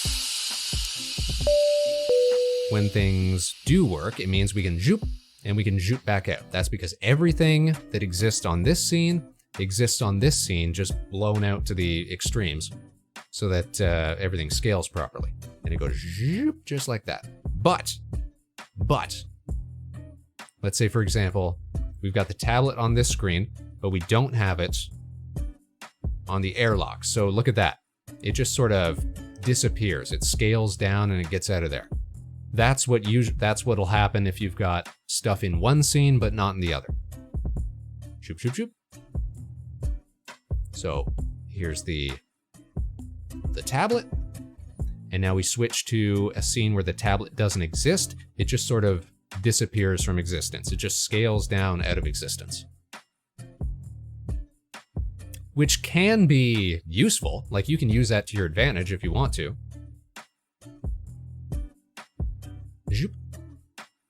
You could do fun things with that, but you don't really get a lot of control over where your stuff goes. It just kind of all disappears into the same void, like into the same side of the screen there. So not much you can really do with that. So it's sort of scaling transition into another very similar looking scene. Yeah, so anything that exists within both scenes will get scaled accordingly, and anything that doesn't exist within both scenes will get thrown out of existence. Hi, Jammy. We're explaining a little behind the scenes of the Vector Spaceman show. And I was also talking about you earlier, Sandwich. I was saying what a lovely, lovely, and distinct Sandwich voice you have, and how great it is to have you as part of the Vector Spaceman skits and specials. Big shout out to Jammy. Did you guys know that Jammy is making a sneaky return to streaming? Because guess who else doesn't have a job? It's our local Space Sandwich. It's everyone's favorite sandwich. Except Jammy seems less pleased about it than the rest of us. Getting jump scared by job application memes. Yeah, Sandwich Redux. Sandwich Strikes Back. Galaxy Jamwich. Rejammed. Yeah, Jobless Gang, let's go. Listen, Jorbs are for losers. Jorbs are for wieners. Haster might be the only employed one. No, Big Rig's got a job. I'm sure lots of people in the chat have got Jorbs. They might not be pleased about it. You know, they might not be super stoked, super pumped. Point and laugh at the employed loser. Yeah, ha ha ha ha. Corpo ladder. Ew, man, gross. You're gonna be part of the cyber dystopia that we're barreling towards. Man, I'm gonna have to fight Haster in the Corpo Wars. That's gonna be sad. Nerd job making video game models. Yeah, but that's kind of cool though, Rig. That's kind of cool. As long as you got a cool Jorb.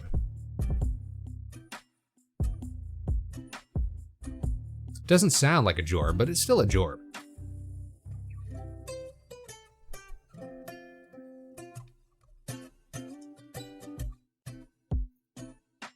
We'll have to find something. A Jorb, yes. I said you did a great Jorb out there, Jammy. I said you did a great Jorb out there, Sandwich. But yeah, I see Jammy up late, at night, playing games full of saucy anime boys. And saucy anime ladies. Working with computers is always a job. True, true. Love them saucy anime peoples. Yeah, playing your gachas. Stalking? No. Watching my favorite VTubers, man. Doing my due diligence. Someone say saucy anime people? Yeah, what was it, Jamie? It was the, was it the Honky Star Rail? It was one of those games. One of those games we were never able to get into. Yeah, okay, we knew it. I got it right. Gotcha, hell. The only gotcha that I ever gotched into was when I briefly played Mario Kart Tour, which came out on phones. But it was just like, all right, I've leveled up, you know, I've maxed out my Daisy. Now what am I gonna do? Not gonna pull for extra outfits or whatever. No. Also obsessed with the saucy triple Z people. See, I don't even know what these mean. These are not even real words. These are not even real terms to a vector spaceman.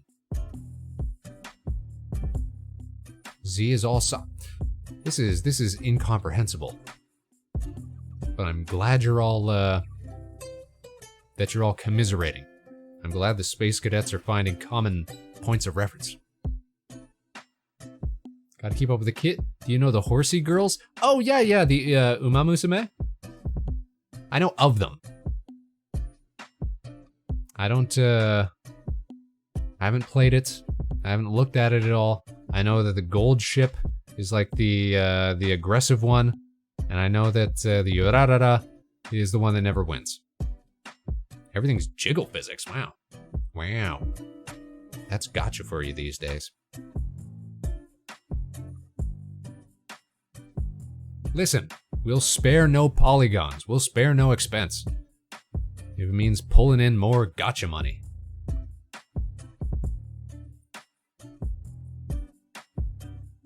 There's a fine line between being a total sellout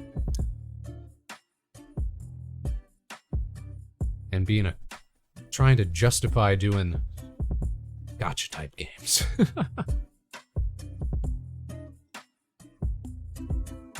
Have you guys ever seen those? There's been at least one or two projects where people try to like do it's like a VTuber card game sort of thing, where they'll get people's different designs and stuff. And it's always like bigger VTubers. But like not entirely like corporate types. Like there's independents in there as well, but it's never people I've heard of. The collectible ones, yeah.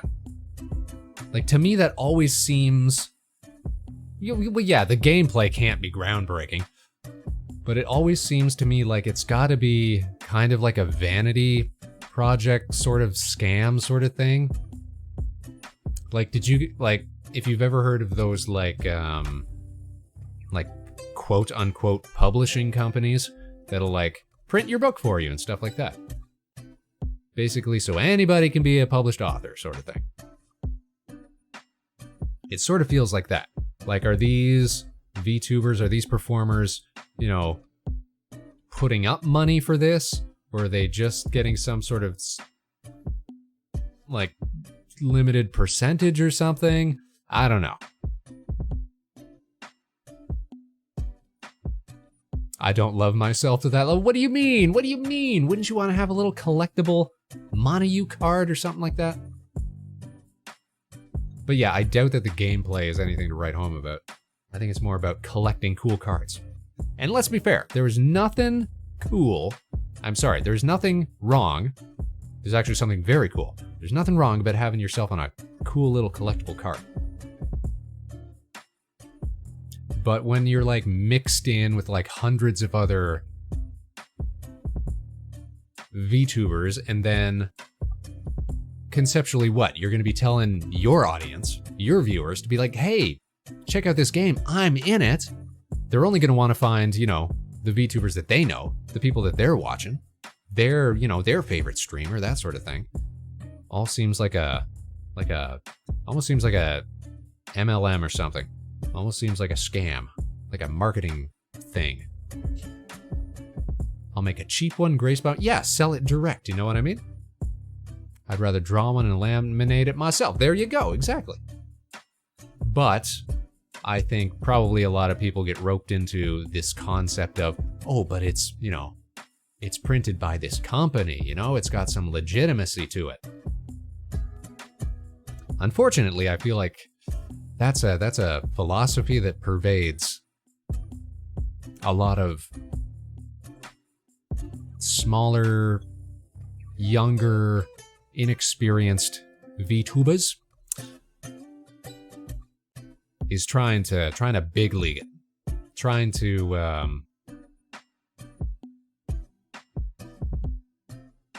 seem legitimate, trying to come across. It's what we might call, wearing dad's shoes, It's what we might call cargo cult mentality, where the performative aspect of it is done to imply legitimacy, to imply seriousness and authority and that sort of thing.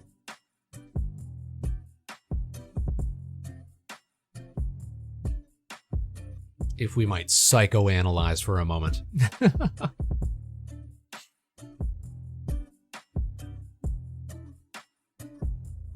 That's just one spaceman's opinion.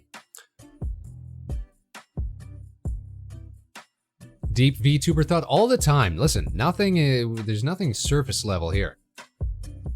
Only the deepest, most provocative. Time to write a Google Doc? Man, it's been a rough week for Google Docs, unfortunately. That's not something I want to talk about at all.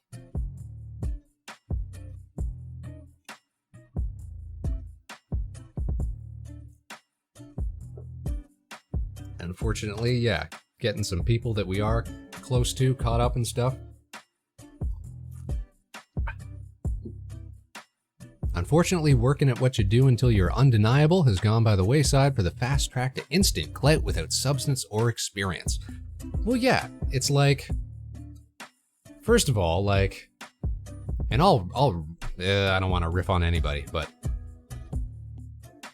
like the notion of trying to buy your way into legitimacy in what is already a very niche artistic performance medium seems silly to me.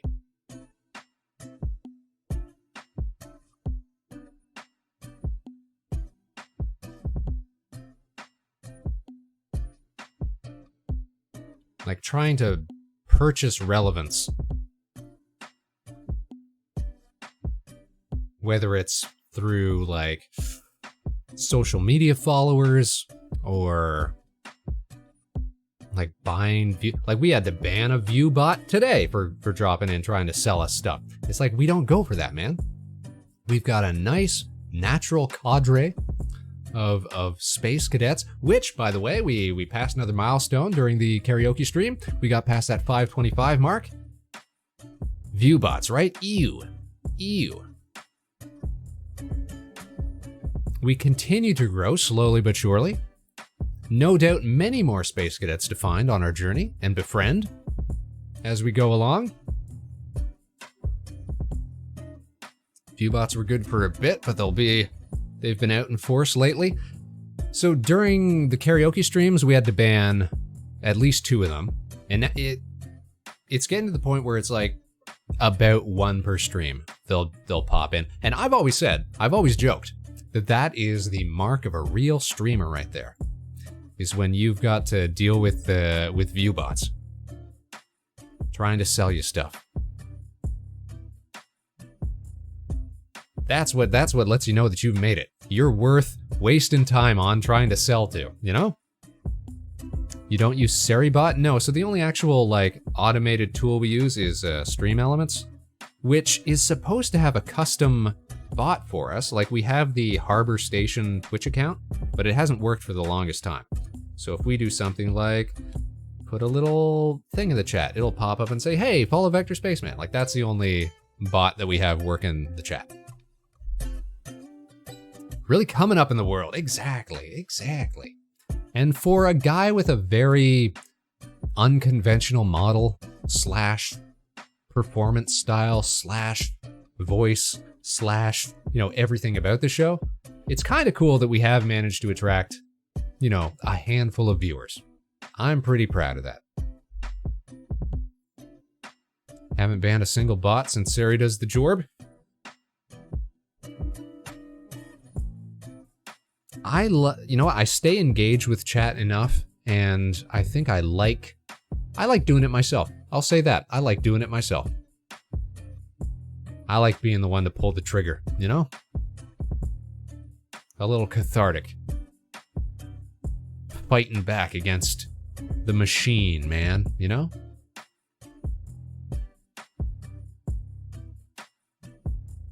I was gonna say Sari could help, but that's fair. Yeah, it's not so... Listen, if we were getting bombarded with it, like, 5, 10, 20 of them a stream, I would, absolutely. But when it's only like 1 or 2 per stream, yeah. Who doesn't like popping the bot, I find it surprising you're not more popular with how awesome the show is. Cease your praise, Jamline. I mean, I think it's pretty cool around here. I like having you guys around here. I do worry, though, that if it got super popular, that it would lose some of its appeal. I do like to wield the hammer, yes. Here's the thing. You're not the first person to say that, Jam. I have said this for years now. You know who likes the Vector Spaceman show? Is VTubers. VTubers love the Vector Spaceman show. But you know who doesn't really care for the Vector Spaceman show? Is your typical average run-of-the-mill VTuber watcher. Because we are not that anime style. We are not the anime girl sort of thing. We're a unique sort of beast. A small, healthy ecosystem. Yes. Like a little, like a little greenhouse of streaming, Self-contained, like a little biodome, if you will. Like, I need Vector to blow up to live happy. I know you'd stay awesome.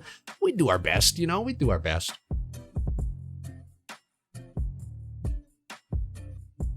Too much of a hidden gem? Sometimes it's nice to be a little hidden gem. I don't mind that. I don't mind that too much. I think Vector Spaceman show very refreshing considering how saturated VTubing is. Well, that's why, and I'll say, like, some of our favorite designs and shows and what have you are like Jammy, for example. Jammy is a great model in sandwich form, specifically. I love that sandwich form. It's just so unique, so good looking, so cute, so adorable. That's why I always have Jammy perform in sandwich form. Everyone loves the sandwich. I don't hate your human form, Jamie. Let's not state that. Let's not get it twisted. I just love the sandwich form, It can be two things. Your human form's really nice. With the jammy hair. With the sort of almost imperial-esque outfit that you got going on. Your little hat. Who doesn't love that? Too powerful with limbs. This is true. Did you see what happened when Jammy got limbs during like the second Halloween special? It was chaos. It was mayhem. It was bedlam up in the station. Never again. But then talk about designs like, well, I can't even say designs because it's always changing. But like Alpine Showtime. Everybody knows Alpine Showtime. And if you don't, that's why we do shoutouts. Bam. Alpine's been on their claymation look for a few months now, but is always switching it up. What an artiste. Too cool for school. Alpine gets the recognition that they deserve, though, but they could get more. Everyone loves Alpine stuff. So creative. But I also love, you know who else I love? Shindigs. You guys have seen Shindigs? Shindigs is just a PNG plus type VTuber. So very limited motion. But has really killed it with audience interactivity, which I think is the best part about Twitch as a platform. Or streaming as a medium, rather.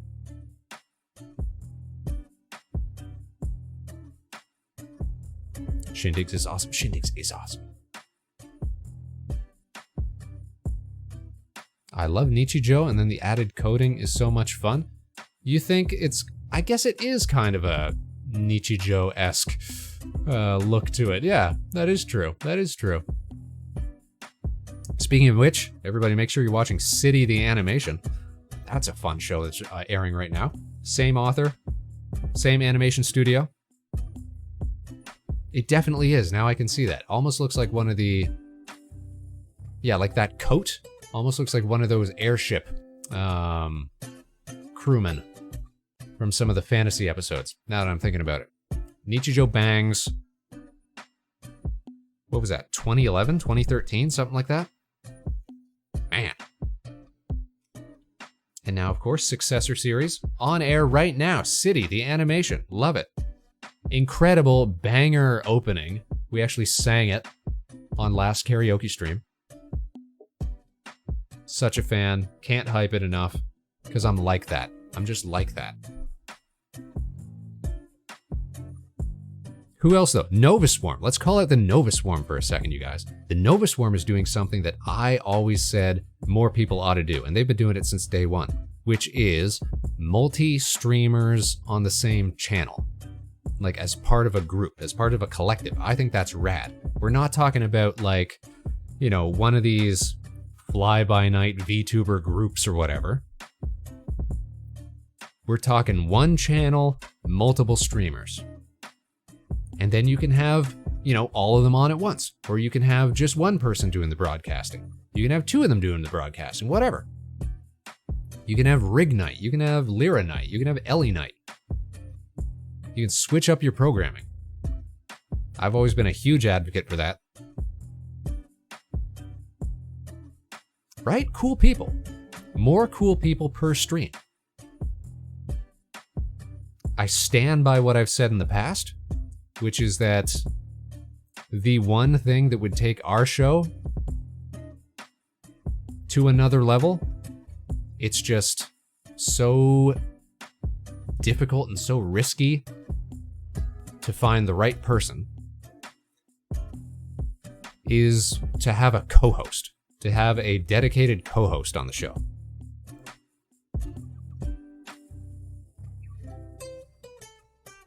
That would change a whole lot of what we do here. Not that we have any difficulty just, you know, rambling, just chit-chatting into the void and into the chat and doing a little back and forth and what have you. But having an actual active co-host would be outstanding. Especially in the VTuber world, got trust issues, that's the only thing, right?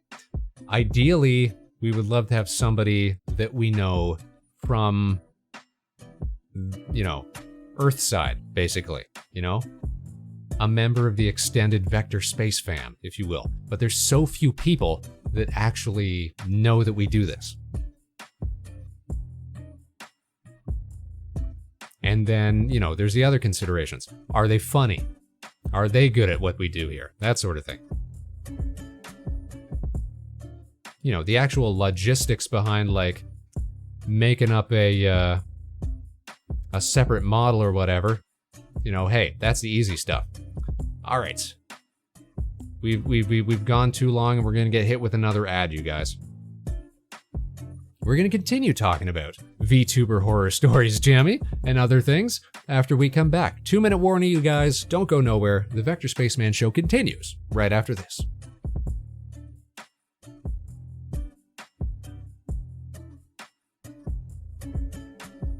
Get the monies. Hey, Spaceman. Baby, I got your money. Don't you worry. Hey, hey. Bezos, I got your money. Gotta run them ads. I always feel pretty profesh when I get to pull the run ad button like 2 seconds before it's gonna auto run.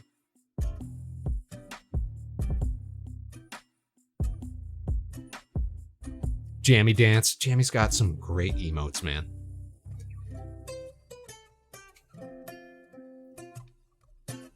And speaking of who we were talking about, like, Shindigs is a big inspiration. Shindigs, and I'll wait until we get back. I'll wait until we get back to keep hyping and keep talking. Am I attractive? Absolutely, Karen. Absolutely. We got a little Karen in the chat. Let's give a little cheer for our froggy friend. Shut that off. How are you doing, Karen? Wow. Wow, right? Hope you're having a fantastic Tuesday evening in August. Hope you're living out your summertime dreams. Indeed, handsome. This stream is, tonight's stream, Spaceman's cool stream for attractive people, which means that if you're in the stream, well, obviously, that's you. And if you're not in the stream, well, what does that say about you? What does that say? You've been working? Oh, we're shunning all of the employed jorb-having people out of the stream tonight. No, we're offering you our sympathies, in fact. Yeah, big head pats for Kieran. Imagine having a jorb in this economy. Welcome back to the program. The Vector Spaceman Show continues. We're right here. We're behind the desk. Spaceman's listening. Spaceman's chat. Spaceman's talking. Oh my god, we've got so many more active people in chat right now. Can I show you guys something? Can I show you my new favorite guy?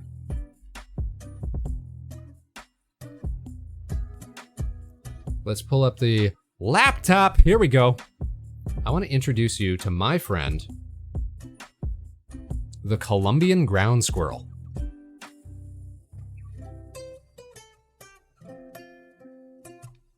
Our new favorite guy. Look at him face. Beautiful squirrel face. Nice long prairie dog type body.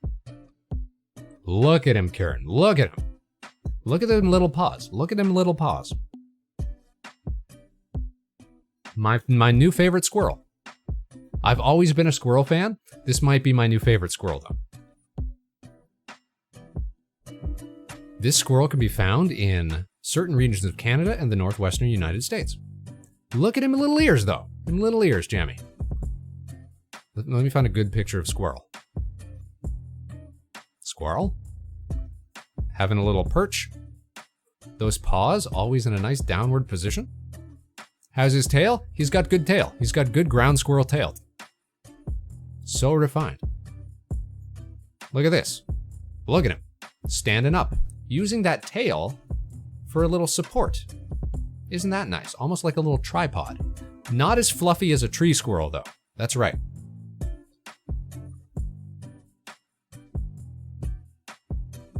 I think our tree squirrels get, tripod squirrel, get fluffier tail. But I think I like the brown and black patterning on these guys a whole lot. Oh, look at squirrel. It's that face. It's that ears. My lights are flickering again. I'm showing everybody my favorite. And I just found out about Columbian ground squirrels today. Today. We've been learning so much about them. Let me show you some squirrel facts. The most common activities for Columbian ground squirrels while above ground include standing at attention, feeding, and grooming. Look at him standing at attention. Look at him being alert. It's like a tree squirrel mixed with a... I do those things. Yeah, right? That's like most of what I do when I'm above ground. More time was spent standing at attention than engaging in other activities. Sensitive to climate and ambient light, just like me, for real. Right, all right, but get this. Columbian ground squirrels, when encountering each other, commonly will touch their mouths and noses together, an act resembling kissing. Isn't that cute? Isn't that adorable? Wouldn't life be better if we were all just little ground squirrel type peoples? How come evolution has to trend towards being a crab when it could trend toward being a ground squirrel? Right? They just do little nose like kisses. Squirrels. Anyways, that's the Columbian ground squirrel. I'm a big fan. And now you know. Now you know. You can take that and you can tell all your own friends about the Columbian ground squirrel. Tell them what you learned. Tell them what the biz is. Share squirrel facts at your next get-together. I know I will. We should all be squirrels and turtles. Listen, if there can only be one though, Mana, I'm gonna wind up being Team Squirrel. Thus concludes this mini clip of Hinterlands. Yes. Nobody's gonna know what that is, Rig. Nobody's gonna know what that is except all the Canadians. Except every single Canadian.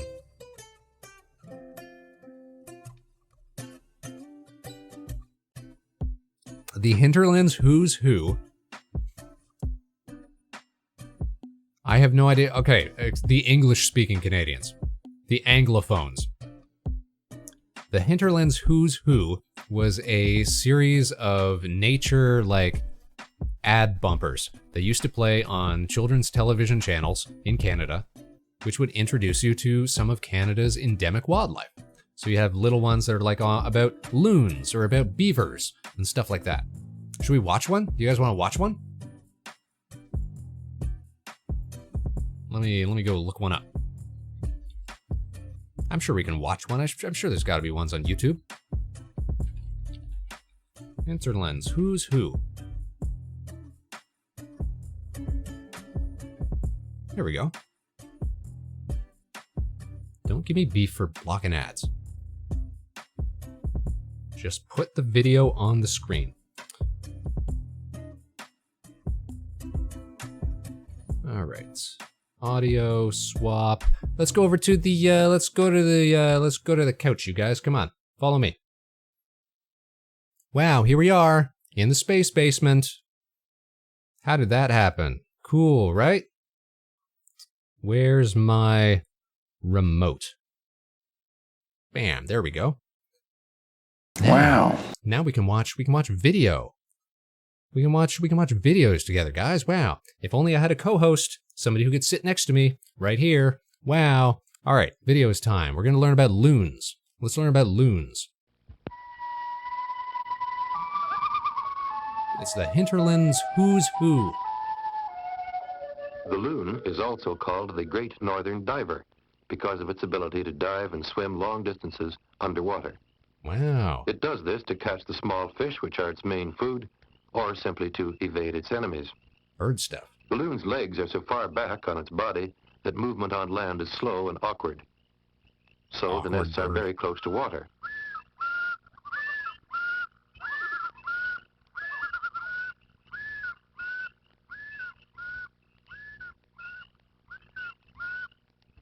The calls of the loon. Reset the clock it on the has several calls VCR. in its Listen, if you repertoire, could find somebody who have come knows to how to do symbolize that, Canada's you let me know. wilderness because of their lonely, haunting quality. Thank you, For a more National Field complete and story Bowling of of the Canada. loon, why not contact the Canadian Wildlife Service in Ottawa? So it's basically like a minute-long bumper that that would play in between, you know, like commercials and stuff, because it's like, listen, we could try to sell kids sugary breakfast cereals and like you know, plastic junk and things like that, or we could try to, you know, get them excited about Canada's endemic wildlife. Spaceman dropping a different type of Google Doc, a co-host Google form. Problem is, I know we'd get bad applications. Like, I never want to do a public application sort of thing, because we'd get applications from people that I just know wouldn't be a good fit, and I'd feel bad. I'd feel bad. There's got to be curated, you know? Too much stress. Yeah, we never like feeling like we're letting people down, unfortunately. That's why it was so hard to leave the job that we just did. We're not used to, like, dipping out early on commitments, you know? Alright, so as long as we're watching classic Canadian wildlife videos, you know what we gotta look at. You know what we gotta watch. Okay. It's Here's the OG. Here's the classic. Check it out. It's nighttime in a kitchen just like yours. All is quiet. Or is it? Or is it? The North American house hippo is found throughout Canada and the eastern United States. House hippos are very timid creatures and are rarely seen, but they will defend their territory if provoked. They come out at night to search for food, water, and The house materials hippo, for Jimmy, their yeah. nests. The favorite foods of the house hippo are chips, raisins, and the crumbs from peanut butter on toast. They build their nests in bedroom closets, using lost mittens, dryer lint, and bits of string. The nests have to be very soft and warm. House hippos sleep about 16 hours a day. Yeah, we used to have house hippos That in looked the... really real, but you knew it couldn't be true, didn't you? That's why it's good to think about what you're watching on TV and ask questions. Kind of like you just see, did. guys? A message from Concerned Children's Advertisers. So that's an ad that used to get played all the time, too. And it's got a good message. You know what that message is? Don't believe everything you see on TV. I can't believe that Haster and Mana didn't know about house hippos. Like, I'm starting to think that the Quebecois just are missing out on so much important Canadian culture.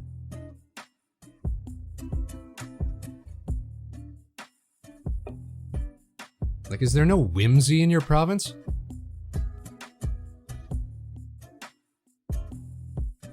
I can't fathom why they didn't try to do a translation of that. It's not like there's any lip syncing to do or anything. Why you guys never got house hippo? The French have never felt joy. Ouch. Yeah. Ironically enough, they've just got, you know, a terminal lack of joie de vivre. Whereas Vector Spaceman has always had a chronic and uncontrollable case of the joie de vivre. Never watched TV in Canada, French or otherwise? Oh, right. The Egyptian stuff. Alright, Haster's got his out. What about you, Mana? You've got explaining to do. Did I have soup opera? I don't even know what that is, so no. There's clearly... You know what? Maybe all of this Anglophone v. Francophone business that's been plaguing our country for like 500 years could have all been solved if we had just, you know, shared our silly cartoons and commercials and junk. Joie de vivre may be a French saying, but they've never experienced it. That's what I'm saying. The evidence checks out. Rip the French. I love what Jammy said, almost signed up to move to Canada. House Hippo gets so many people.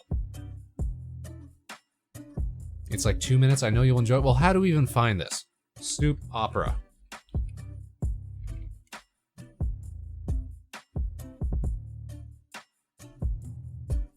Soup opera 1? There's like a number of these. We're gonna watch the first one, because it's got the most views. Okie doke. Okie doke. Sounds like a plan. Sounds like a gamble. But we're gonna test the cultural fortitude of our French Canadian brethren. Let's check it out.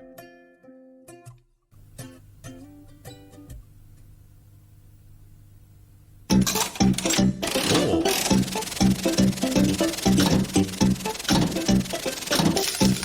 Soup opera. Soup opera.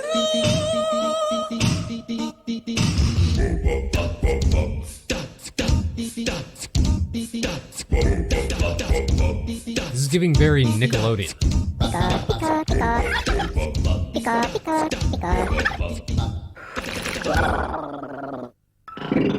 I'm vibing.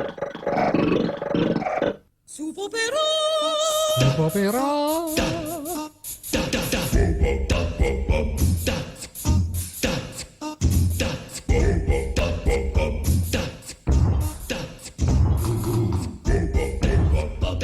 It's like something you'd see on Art Attack.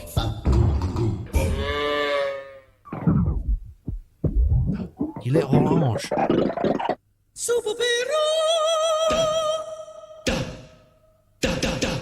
Amazing? I'm a little amazed. Is this the whole show? So it's not a show. It's just like a little, like, ad bumper again. Oh, that's cool, little walrus. But here's the thing. Yeah, I gotta love stop motion. I used to sing that all day. Mana, there's nothing to sing. You're just saying soup opera. Soup opera.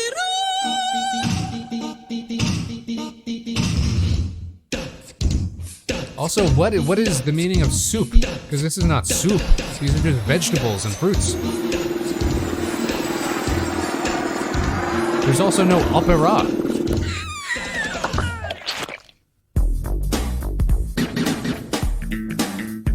Nice. Leave it to the French Canadians, right? She's the opera, the one singer? That's cool. I take it back. So that's something that could have played in English-speaking Canada. Except, I don't know that that necessarily had any... I was gonna say, it's lacking in intent in the same way that the Hinterland Who's Who gives you some education. Or the House Hippo gives you media literacy, you know? You know? That was more artistic, it was more performative, it was more, perhaps a little more indulgent.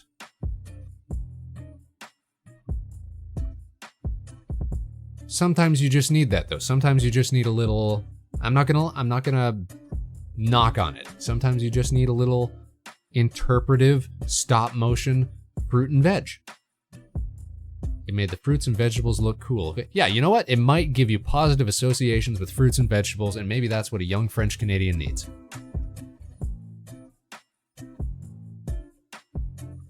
So that when your mom is making you a onion and potato smoothie to try and deal with your sickness or whatever, you just think of the soup opera,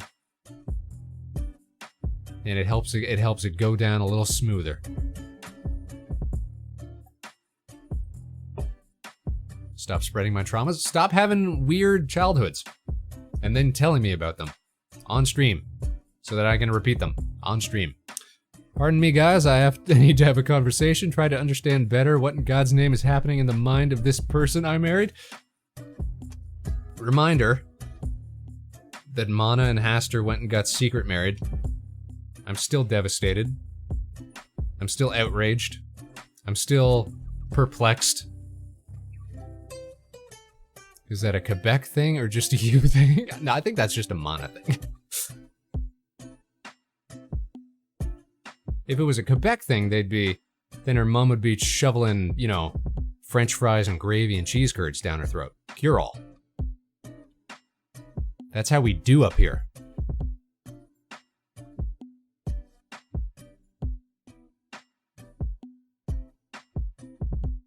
The thing I'm most devastated, I see the wows, Mana. The thing that gets me the most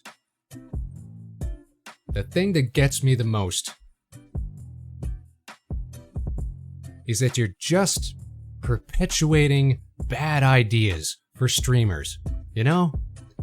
When you go and marry your Twitch mod, you're just giving all those other lunatics, you know, the wrong idea. They'll be like, it could happen to me. No.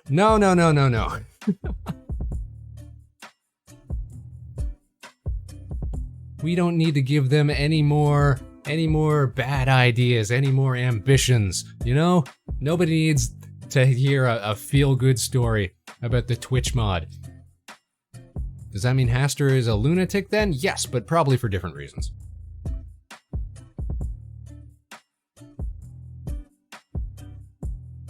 Probably for his own special reasons. Honestly, it was one of the first things we discussed and laughed about. It's a charming story, but it is very funny. Anyways, big congrats to Mana and Haster. As always. Despite the terrible implications it levies upon this entire medium.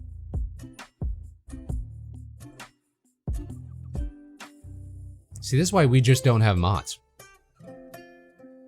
Then there's no, you know, there's no bad blood, there's no tension, there's no nothing like that.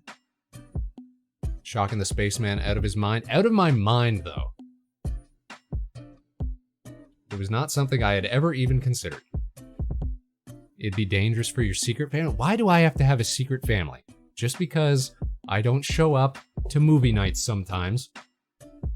I'll be like, hey, I'm meeting up with some friends to have dinner or something. Suddenly, I gotta have secret families. Coming from Mana, so rich. The way we were sure you had suspicions. Nope, completely over my head. No, I'd hear, because yeah, Mana would talk about stories on Mana's stream. Be like, yeah, Haster came over and, you know, helped me paint and stuff like that. I'd be like, what a good friend. What a good friend that Haster is. If you're not familiar with Haster, Space Cadets, Haster has been a frequent background character in a number of our animated skits and specials, and got a couple of speaking lines in the latest Halloween special as well. After all this time. Everyone knows Spaceman has a space wife and space kids. Ugh! There are streamers that do have like families. I feel like that can really only work if you're like a big accomplished streamer. If you're like a little part-time, like just doing it on the side sort of streamer, then maybe you can make it work if you're doing it like in your off hours. But it seems irresponsible to me to try and, you know, do streaming on the regular if you got, you know, a family and kids and stuff like that to be looking after. You know? Life's only so short, and you only get so many moments. So many precious, fleeting moments. If your kids go to school, it can work. Okay, sure. If you're a stay-at-home person and you're streaming while they're off out of the house, something like that, then sure, I guess that could work. But how rare is that? How rare is that these days? A space picket fence.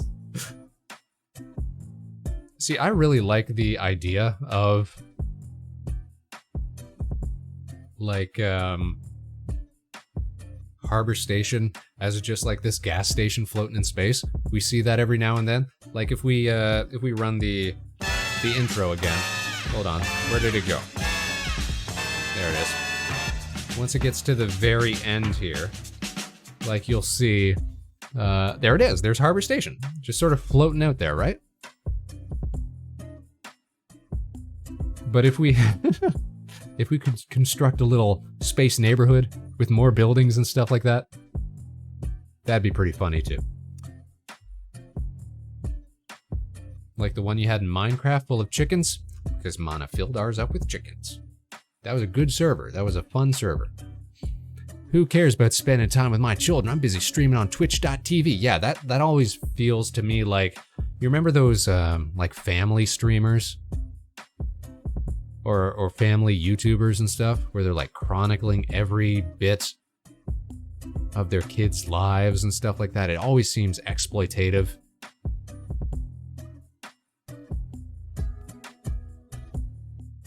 And it always seemed like you should be having legitimate, real quality time with your family instead of like, you know, trying to set up the perfect shot and do takes and stuff like this. Family vloggers scare me. Family vlogs are, yeah. Not positive feelings. Yeah, we might even call it negative feelings. We might even call it a bad time. We might even call it rough stuff. We might even call it not so good content. Never be one of those guys.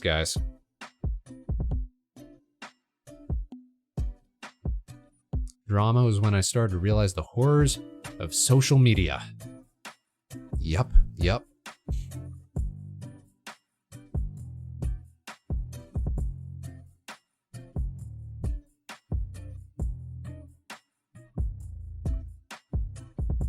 Daddy of Five. Okay, I wasn't familiar with that channel.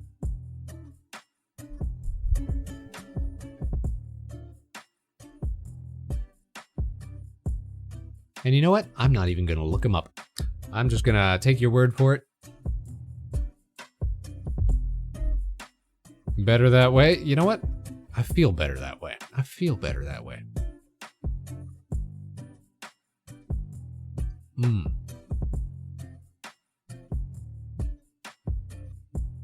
I gotta tell you, I was feeling exhausted earlier tonight. But these energy drinks, they are really doing it for me.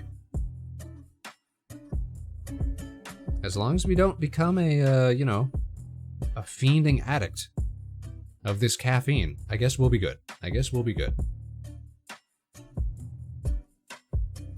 It's the power of yapping. So here's the thing. We have not done a video game on stream in close to 2 months now. And I'm pretty proud of that. I am pretty proud of that. Because I've always been the one who said, it's lazy content. You know, it's a waste of everybody's time. It's unengaging. And yet I never felt confident enough to do just chatting streams for hours at a time. And here, look at us. We're 2.5 hours in. We're still chit-chatting. Calling gamers lazy. No, but, compared to an engaged chatting stream, what's the point of streaming if it's not the back and forth, if it's not the dialogue, if it's not the engagement with the chat? Especially here on Twitch. I know you like it over on YouTube, Mana, but here on Twitch, when you can do fancy redeems and stuff like that, that was one of the points I was trying to get to, and I said, I'll wait until after the ad, and now it's almost time to run another ad. The point I wanted to make was, folks like, Shindigs, who are always pushing the envelope. Folks like, I don't know if you guys know this fella, This Is Goblin. This Is Goblin has got a great setup, where it's like calling into almost like a talk show. And he's got so many custom animated responses for his custom-built VTuber model. Goblin is so cool. Or someone like Taijiro, if you know Taijiro, has got very cool scenes that are always lively and full of action. And again, the audience can engage with that through redeems and stuff. You can yap in game. I feel like I don't, though. That's a problem. I game and I'm focusing on game, and I do yap, but half the time it's going to be talking about stuff that's happening on the screen or something like that, and that can be a little boring. It's like, what's the difference between that and like a Let's Play? The live aspect, the live back and forth, that's what it's about. That's what I love. That's what we're here for. That's what Twitch is all about. That's why Twitch is best at it right now. The moment, the instant that YouTube adopts some sort of custom redeem system or something like that, like Twitch has, the moment that they have some sort of straight to the point raid system, all the features that Twitch has, if they could just steal all of the features and give us all of the built-in audience retention that comes with the YouTubes, yes, we would switch over in an instant. But because we're doing this for the culture, because Spaceman is a streaming b-boy, and real hip-hop ain't on the radio, and real streamers ain't over on YouTube, we're staying committed to the Twitch for the moment, Because this is where it's at. This is where the real G's hang.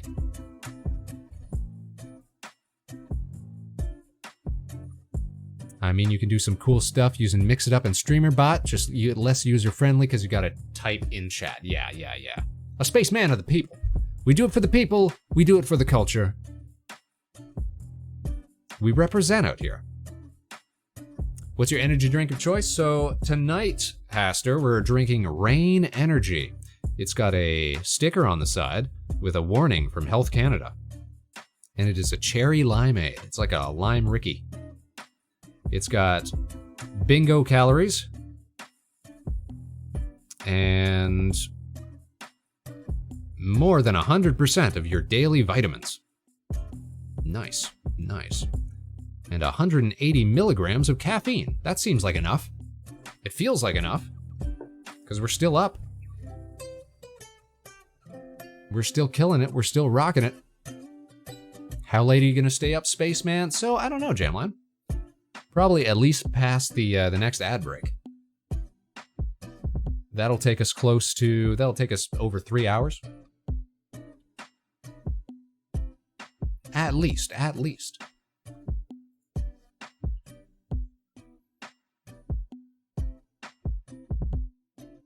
You know, now that we know that we can stream long, it's just at the same time, it's like, you know, it's a Tuesday.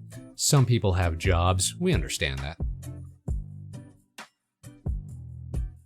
But I do love raiding as well. So I always want to show some love to the extended Vector Space fam. All of our friends who would be out here streaming, doing fun stuff. Look at all the options we have. I mean, now that we know we're not going to get the helmet done in time for Fan Expo, maybe we should just do more streams throughout the week. That might be fun. That might be cool. We just have to think of more things to do. Or else continuously yap. How long could we keep it up? Yeah, Mana, there's just something about pressing a little button or having those little, like, I love the little, like, channel point redeems and stuff like that. I love how good Twitch's API is. Means we can hook into, like, the custom redeem notifications, and we can turn that into custom on-screen stuff, like when we did the Wyvern fight for the last Halloween special. So many options. Such cool stuff. What's not to love? A spaceman of the people.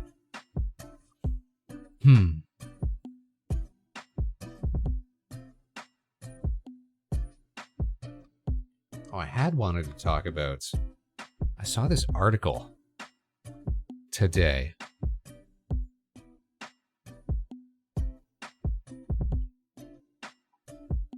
It was... Let's see if I can pull it up here.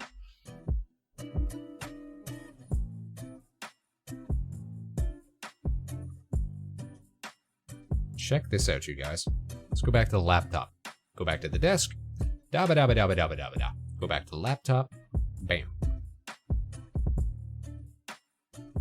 British government asks people to delete old emails to reduce data centers' water usage. The UK government has urged people to delete old pictures and emails as data centers require vast amounts of water to cool their systems. I don't think I could ever be urged to delete precious memories and junk like that for the benefit of data centers. They're going through a heat wave, sure. That sucks. As well as deleting old emails, the National Drought Group has urged people to delete old pictures as well as data centers require vast amounts of water to cool their systems. Let's just delete all of our old photos and videos and stuff like that so that these stupid AI and hosting data centers can use a little less water. Or have a little more water. Just blech. That and how AI now takes like 50 gallons of water per generator spot. That's outrageous. I didn't think it was that bad. I knew it was bad. I didn't think it was that bad though. I don't think there's ever a... We're just not pro AI here on the Vector Spaceman Show. No clue if that 50 gallons... Okay, we could just be telling fibs. We could just be telling lies. But that would be a dumb amount. You're absolutely right. Probably 50 gallons for generating a video. Oh, wouldn't be surprised about that. Wouldn't be surprised if it was more.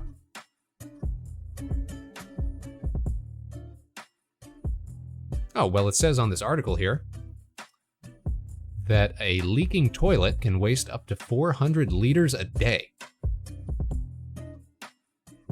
If it's just running the whole day. So maybe that 50 gallons ain't out of the question. Maybe that's not out of the realm of possibility.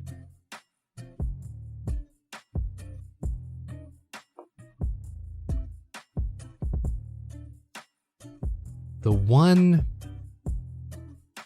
one shame that we do have on the show here, and we've mitigated parts of it over the years, is that some of the station elements you'd never really notice just by looking at it unless it was pointed out to you. But some of the station elements, especially like the collaged like background stuff like on the walls and things like that,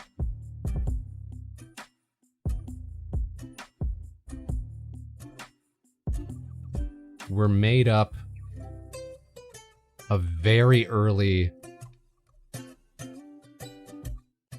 generated images that we then took and arranged in a way that made it look natural. It's more collage work than generative AI, but it does actually use some of that stuff. And I don't love that at all. And it's always been on my like #1 to-do list to like replace.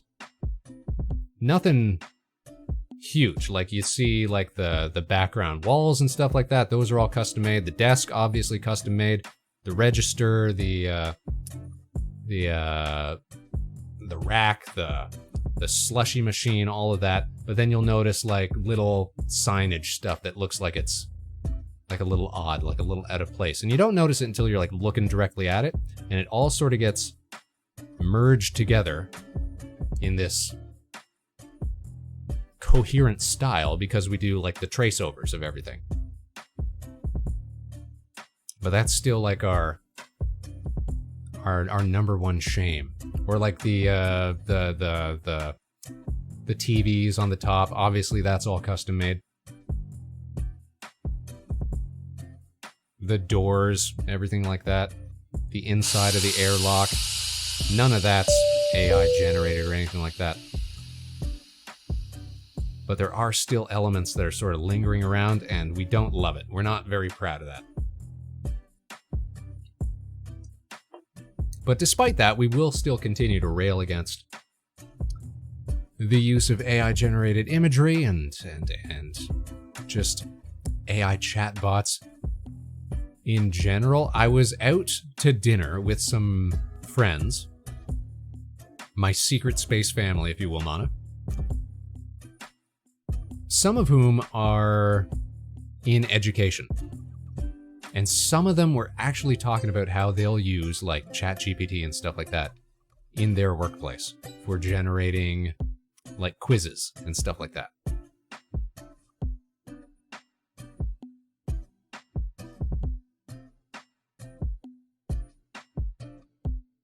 It made me so disappointed in the state of modern education.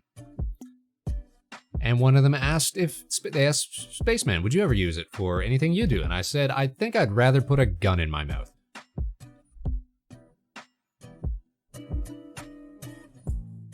Than abdicate any sort of thought to the machine, you know? Yep. I don't know, it's one thing that I've been able to stay pretty opinionated on. Pretty staunchly against. I think it just makes you dumber.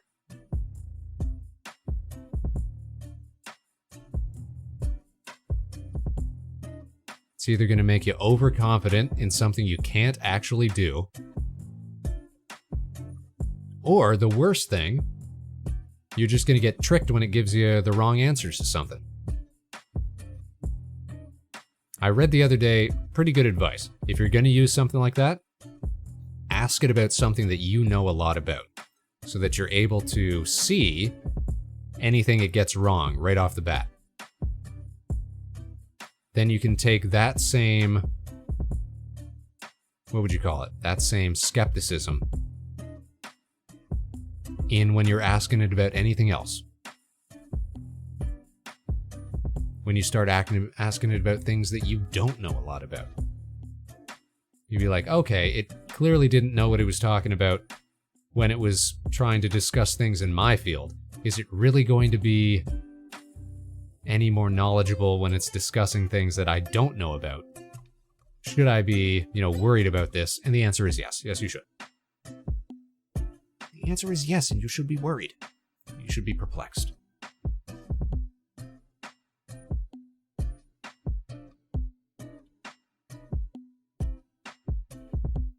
Guys, guess what time it is? It's time for another ad break. We'll do one more ad. We'll probably chit-chat for another little while before we call it quits for tonight. So everybody's got 2 minutes. Go refill your drinks. Grab some snacks. Settle in for the evening. The Spaceman Show is back right after this. Don't go nowheres.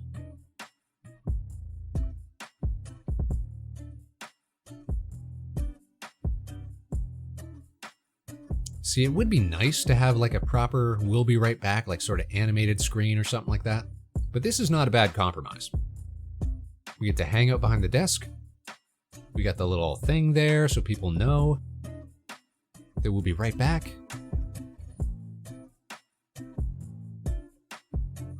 Pretty slick for a quick fix.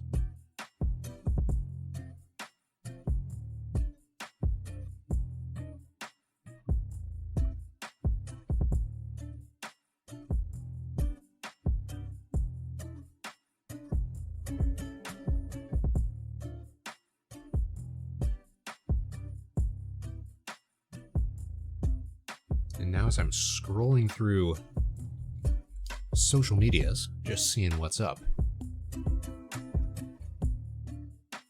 I'm reminded of something that's been showing up on my feed more and more recently, and I'll talk about that once we get back.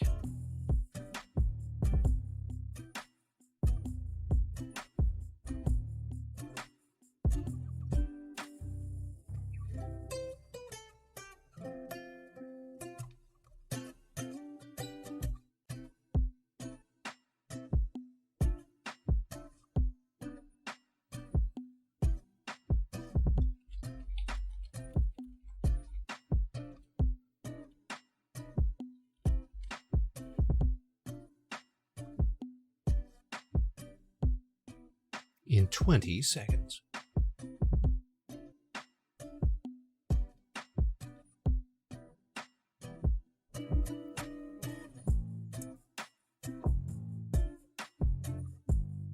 Big countdown. Here we go. Finish off the energy drink, Spaceman.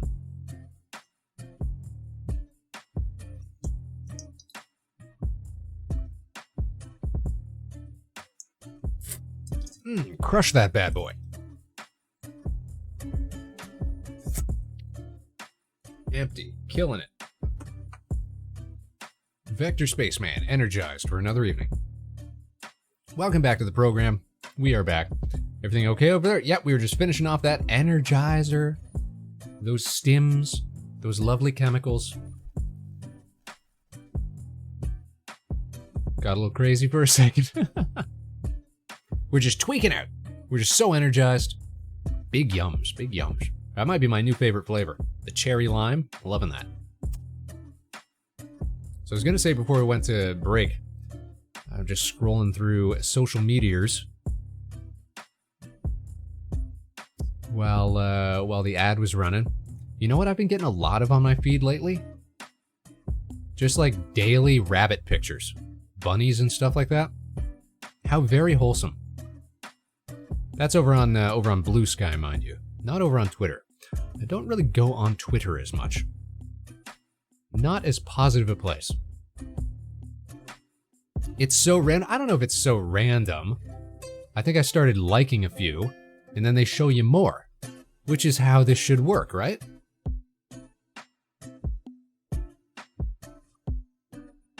You'd think that's the way. Because it was probably something like a friend of the show posted bunnies or something, maybe Maven or something like that. And then I'd like that rabbit picture, and then the feed starts showing me more rabbit pictures. And now I get daily rabbit pictures, and it's great. It's no Columbian ground squirrel, but it's still a pretty good kind of rodent-like animal. Wait, did you say you were drinking Zoa? No, let me grab the can. It is Rain Energy. That's REIGN. Rain Energy.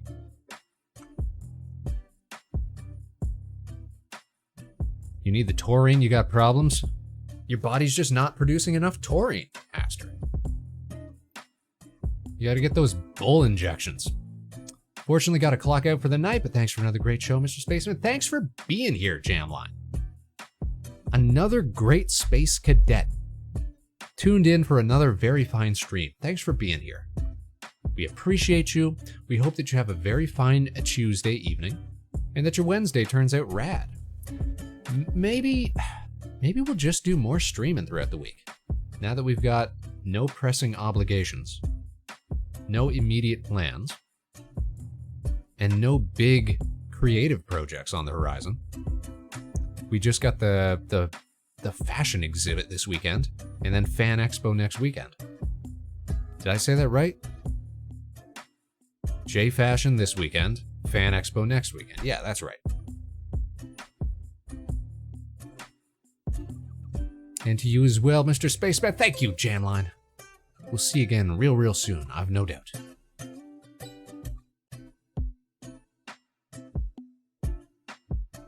Yeah, I have kind of been abusing the energy drinks, Aster. Just because I don't get a whole lot of natural, food or energy or what have you. It's summertime, after all. It's slimming season. So surely that won't produce a dependency issue or anything. No, that couldn't happen. It's only caffeine. It's only the same active narcotic in coffees and teas and what have you. Oh, this is interesting. So in terms of scrolling through stuff, YouTube's age AI verification comes in tomorrow. I don't know who that's going to affect right off the bat. I didn't think, is that a global thing? Let's look this up. YouTube AI age verification. What you need to know about what you need to know and how to get out of it. That's a good name of an article. You guys want to learn together? You guys want to learn something? You want to go on a educational journey? Here we go. Okay. Rolling out in a few days. Determine whether users are 18 or not, and it's being put in place next week. A few things to know. So how YouTube knows your age. AI will likely be pretty good at guessing based on a few factors, but it's not going to be 100% accurate. Obviously. If you signed up for YouTube in 2007, the AI would have to reasonably assume you were 18. Okay, so 2007 or before, obviously. But what if you created the account recently? Right. What if your Vector Spaceman YouTube account was only created within the last few years? It all comes down to content watched and searched for. Right, but if I, watch nothing but but VTuber videos of my friends, then what's that going to say about me? A few potential flaws to the system. I don't doubt it. If YouTube determines you're under 18, whether that's true or not, there will be a few changes made to the account. Personalized ads will be turned off. Well, that actually sounds rad. Who likes ads? Going a step further past the legal protections, noting that digital well-being tools will be enabled by default. That includes take-a-break messages and bedtime reminders. Well, that actually seems very helpful.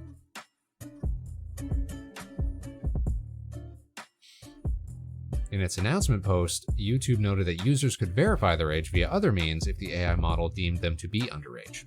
That includes uploading a government ID, taking a verification selfie, or uploading a credit card. Have you guys ever had to do that? Like, for a service or anything? Had to give them a government ID or something? I had to do that once but it was for a banking thing. So that kind of seemed reasonable. But, like, did you guys hear about that app that, like, doxed so many people? It was called T, and it was like a ladies-only app. And so in order to verify their identity, they had to, like, upload pictures of themselves or government ID or something like that.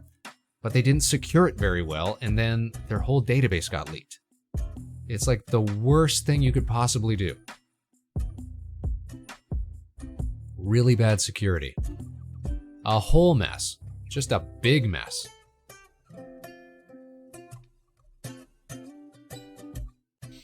YouTube plans on rolling this new system out on August 13th.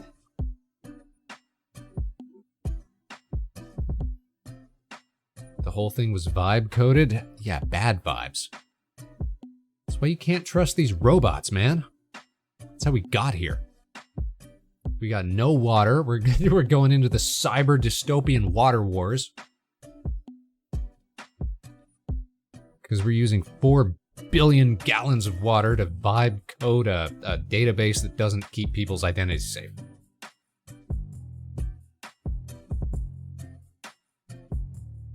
And then we got a lot of comments.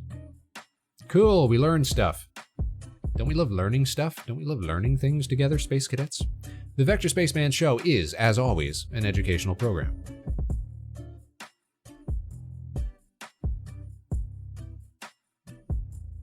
But here's the thing, it didn't have to be bound to happen, Aster. We could have avoided all of this if we had just agreed to kill the thinking machine. How hard would that have been? If we could have all just kept programming for the love of the game, you know? Because it's fun to do. Because it's cool and not just for dorks. That's what I think. That's what I think. Should look into Roko's Basilisk. I know about Roko's Basilisk.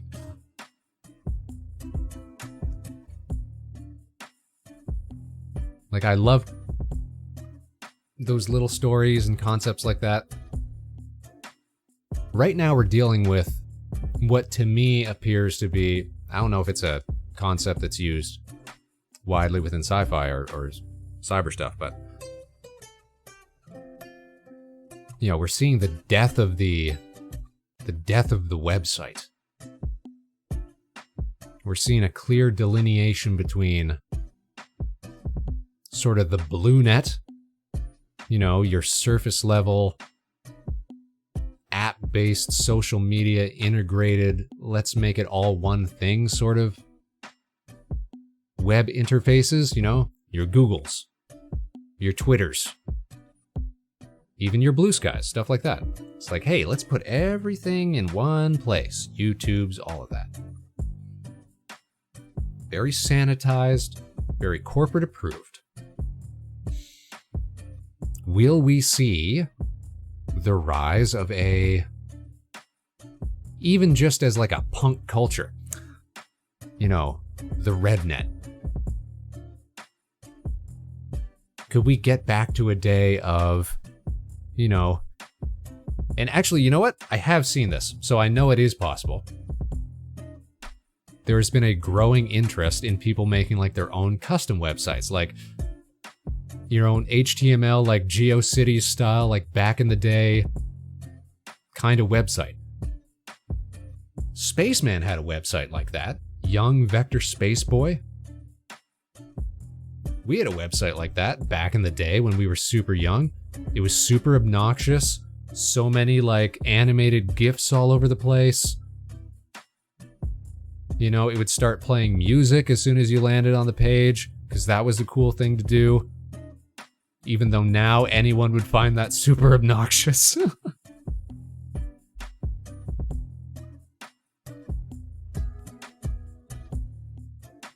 You know, just little pages for all your favorite things, and then a little guest book that all your friends would sign. A little view counter at the bottom of the page. All the best mid-2000s web design practices, man. Little navigation bar right across the top. Animated buttons. Obnoxious. Yet you dare say that out loud? Listen, I ain't afraid of the basilisk. I'll look it in the eye, Aster. You know why? Because we're a human being. We're a misshapen, bulbous-headed, noseless mutant of a human being, but we're still a human being. And what is a human being, Aster, if not a dragon slayer by culture? By reputation. We'll fight these beasts. We fight these demons.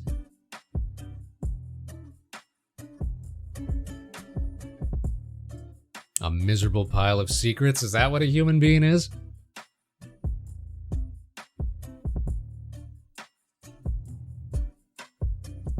See, we try not to live like that. Spaceman doesn't love secrets. Live honestly. Live openly.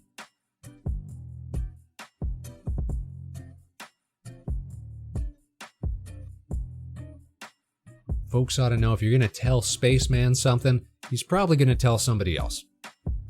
Trusted types. According to, I believe it was Dracula from one Castlevania game. We're going to trust the word of vampires now? Come on.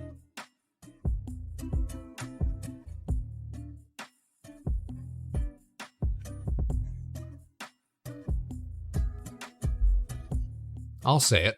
I'll make a statement. I'll stand on business. Here in the Vector Spaceman show, we're pretty anti-vampire.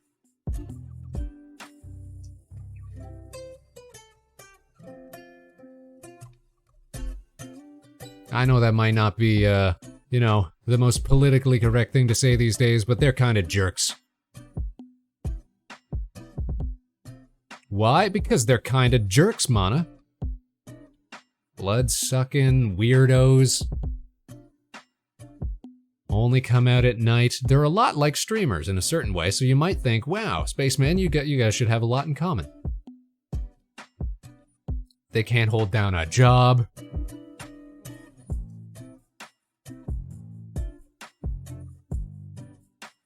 All frail and weak. Only come in if invited. I'm not sure where that started. If that was originally a vampire thing. Which vampires? Like Warhammer Fantasy? Just across the board. I'm pretty... You know what? Like, I will say this. If we're talking just in terms of, you know, as a literary device, I only really like vampires if they're like the one thing, if they're their own thing. I like a vampire story where it's just about the vampire, right? I don't love a vampire story where it's like vampires and werewolves and wizards and all this other nonsense, right? They work best when they're the monster, when it's the vampire v human dynamic. Because that's what they're supposed to be. They're supposed to be this horrid reflection of humanity at its worst, you know? not just some subclass of critter, of creatura.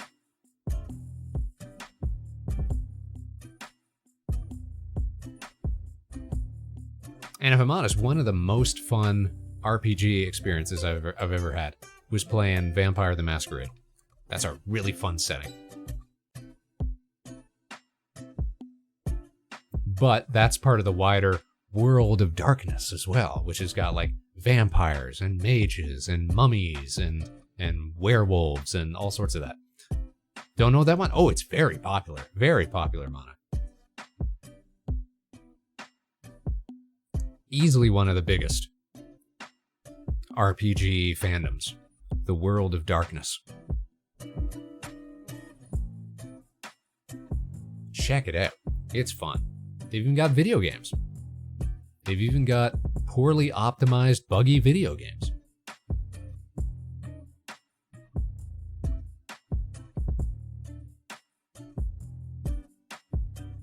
Yeah, I don't know why inviting them in became a vampire thing.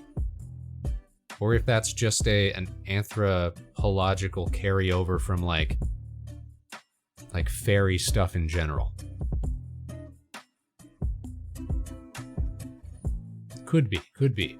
Someone should consult a cultural anthropologist.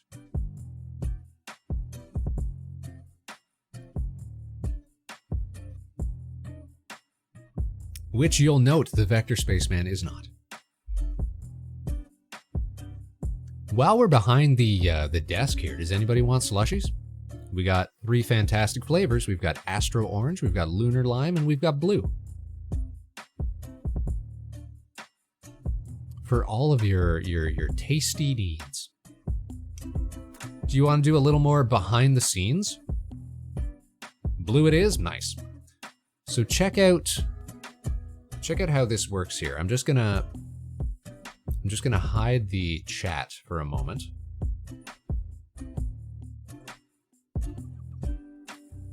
Or perhaps I'm gonna shift the whole chat interface over to the side here so we can see it a little better.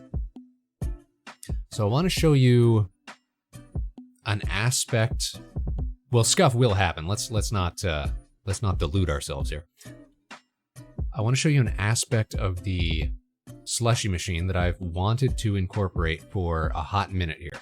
And this is going to require me to use studio mode, which is fun, which means I can edit 2 different scenes simultaneously. So make sure I know what we need to edit here.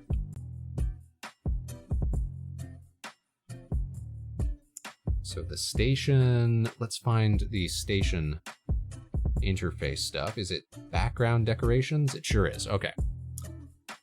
So I need to edit my background decorations. Let me see if I can find those. Like I said before, we've got so many nested scenes. It's a nightmare to try and edit stuff on the fly, unfortunately. Okay, we found it though. We found it. And let's see if this will update on the fly. So you'll notice that there are different levels of volume in each of the slushy containers. And this is not hard-coded. This can actually be altered. So watch the blue, for example. Barrels and Mana said they wanted blue, so let's... Did you see that? Did you see it go down? And look at this. Watch me bring it back up. Back to full. It can go up and down. It can actually get completely drained.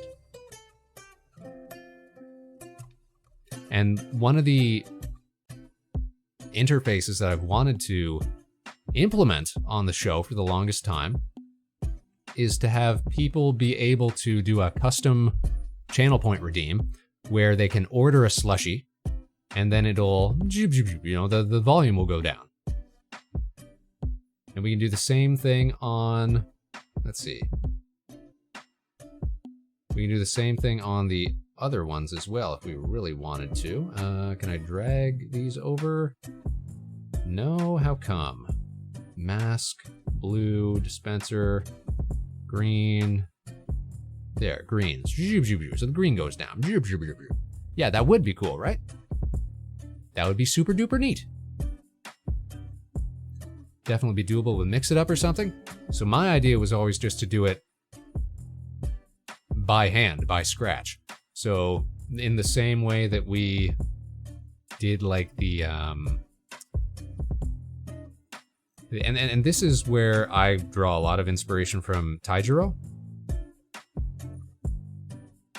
which is that Taijiro's setup isn't so much dependent on OBS as much as it's dependent on like this custom,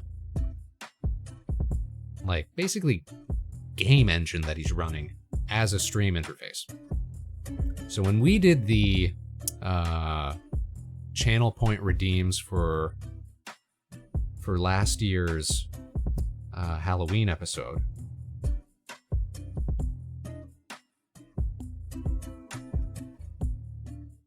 we were able to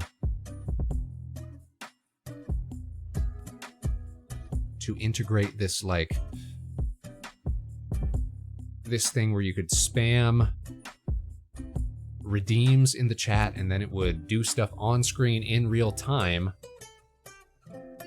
via hooking into the Twitch API through a custom, basically like game screen that we made in Godot.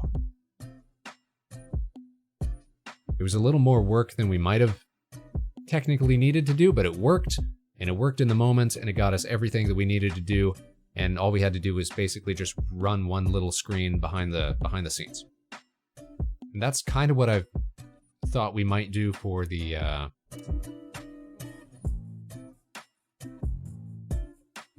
slushy machine as well. But I admittedly don't know a lot about Mix It Up or what it is capable of. So it might be easier to do something like that. The problem with the way that Spaceman does things is that we will usually default to something we have like at least a slight understanding of before we'll even consider learning something new. So if I can be like, oh, well, I can think of a way that I would do this in something that I already know how to do, it might be a little difficult, but we'd try that before we learn something brand new.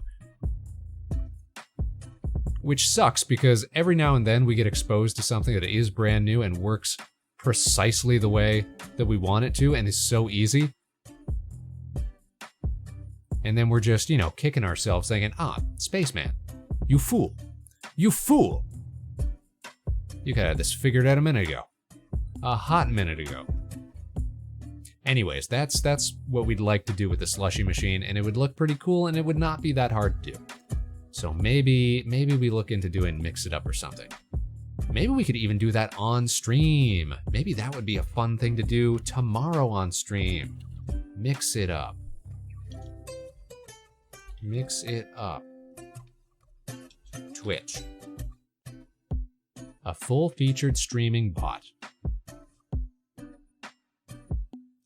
Chat commands, currency giveaways. I have seen...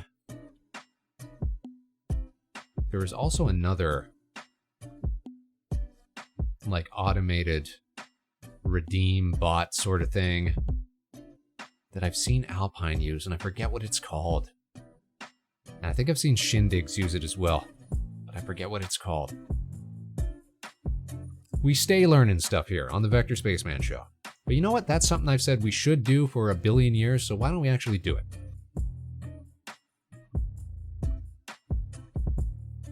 Tomorrow's stream, then. We got nothing else going on. We're gonna make the slushy machine work. How's that? That's a guarantee. You can take it to the Space Bank. Tune in tomorrow, 8 p.m. Eastern. We're gonna make some slushies work. I'm talking slushies for everybody. Now, what happens when we run out? That's the real question.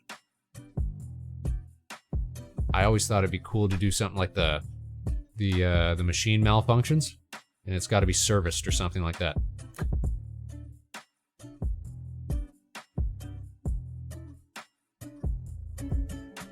See, if I had more control over the Twitch 8, like if I was doing it through Godot, I'd be able to track the exact volume of each individual slushy canister, and when it got to 0, I would be able to automatically disable the redeem for that flavor.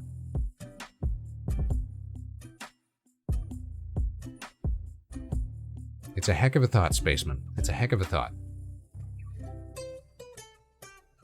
We'll come up with something.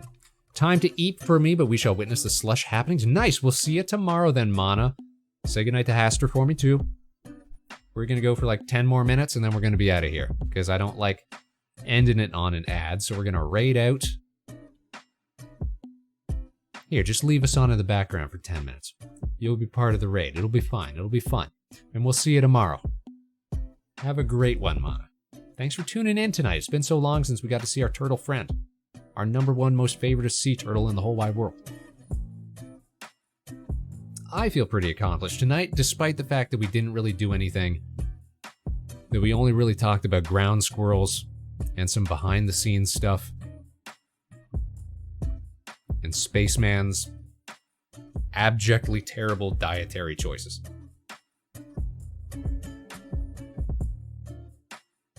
You know, quality topics of conversation.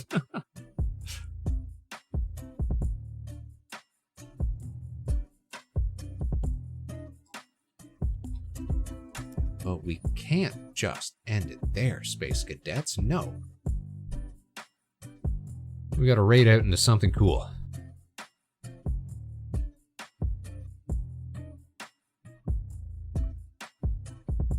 Maybe some more cool chit-chatting. Oh my goodness, Von Loch! Welcome to the program. Welcome to Harbor Station with me, your host, Vector Spaceman. Please disregard the accoutrement. Welcome, Raiders. Space Pirate Raid. We're all about it. Please see yourselves to the airlock. We do not tolerate shoplifting here at Harbor Station. You're gonna be on your best behavior though? Okay, I guess, well, look at this. Our latest and greatest Space Cadet. Dog sniffing your screen. Welcome to the program. I'm your host, Vector Spaceman. Of this, the Vector Spaceman Show. Big shout out for Von Loch. What were you guys up to tonight? Something fantastic, no doubt.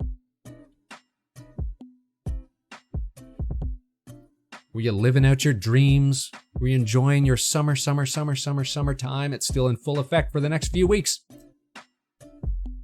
Here's my evening plans. Ooh, ASMR, lovely. A little close talking into your microphone. A little warm, dulcet tones. Easing you into your evening. Into the midweek. Tomorrow's Wednesday, what a day. But we were spending time trying to crash a horror ARG. We love a little ARG.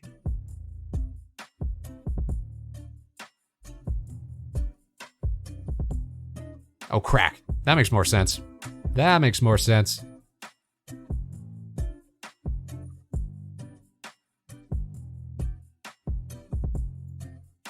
Cratch, you know, classic Cratch.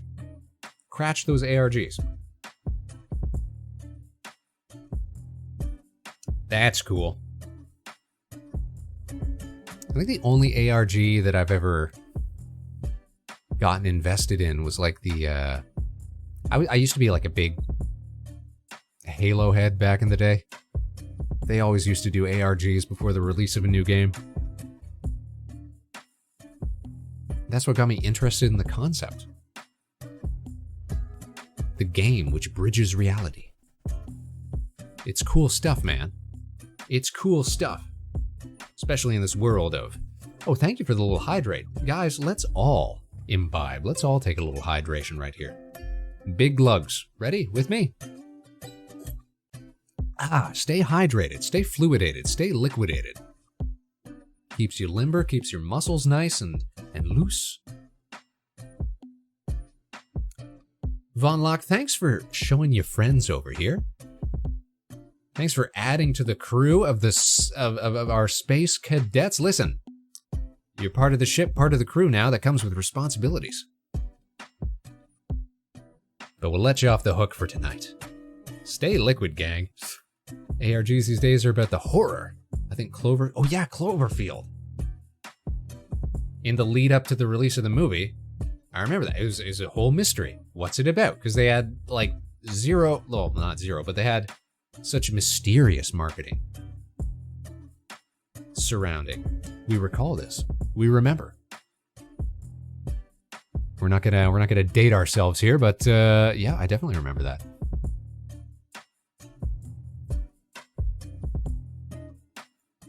I feel like there's so much potential for ARGs these days, now that everybody's got like cell phones. You can do so much with like QR codes and audio stuff.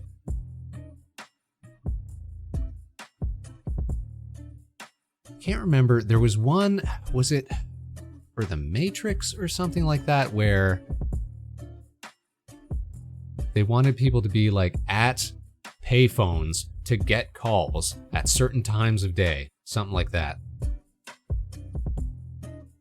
Which of course now it's like, good luck finding a payphone. Responsibilities, yay! Well, that's what you get for joining the crew. I want to guarantee you all that we don't usually look like this. This is a result of successive layering of items and assets that we've just sort of resigned ourselves to vibing with for the rest of today's stream. Behind this fancy outfit is a very refined spaceman. Believe it. What's happening here? Hello, Antenna to Heaven. We were just having a lovely little just chatting stream tonight. We were showing off a bunch of behind the scenes stuff, how stuff works around here. Again, we are a self-produced independent virtual streamer. Everything you see here, all made by us. We were just chilling behind the desk here, and I want to show you guys something that I've been showing everybody who tunes in tonight. You ready for this? Ready to share wonderful things? Bam! Columbian ground squirrels. This is my new favorite animal, and I just found out about it today. I had no idea this existed. It is a species of rodent common in certain regions of Canada and the northwestern United States. Look at that. Look at it. Ground squirrel. It's got like a squirrel face. It's got little paws. Look at those. Look at those little hands. It's got like the body of like a prairie dog though. But it's still got like a semi-squirrely tail. They live in burrows. They live in little holes in the ground. Not tree squirrels, ground squirrels. You're from Canada by pronunciation? Good guess. I think we also have the Canada tag in the stream, but that was a good guess altogether. Pronunciation of which word? What outed us? Look at this. Tail. Using it like a tripod. Hands. Always folded down. Beautiful. Might be my new favorite type of squirrel. I love the pelt. That brown and black. They're like a meerkat, prairie dog, and squirrel mixed, and they're so freaking cute. Look at them ears. Look at them nose. Look at him face. Him face. But listen to this. Listen to this. Where is...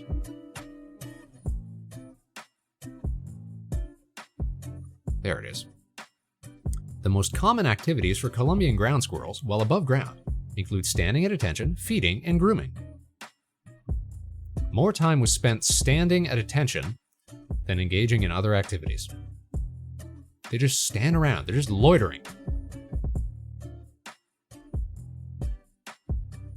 Eut? Eut? Wait, what? What were we trying to say? Columbian ground squirrel activity patterns are sensitive to climate and ambient light, avoiding cloudy days, cold winds, and inclement weather. Just like me. Just like me, you guys. But check this. This is the best part. Columbian ground squirrels, when encountering each other, commonly will touch their mouths and noses together and act resembling kissing. Isn't that cute? Isn't that adorable? Isn't that the sweetest thing you've heard all day?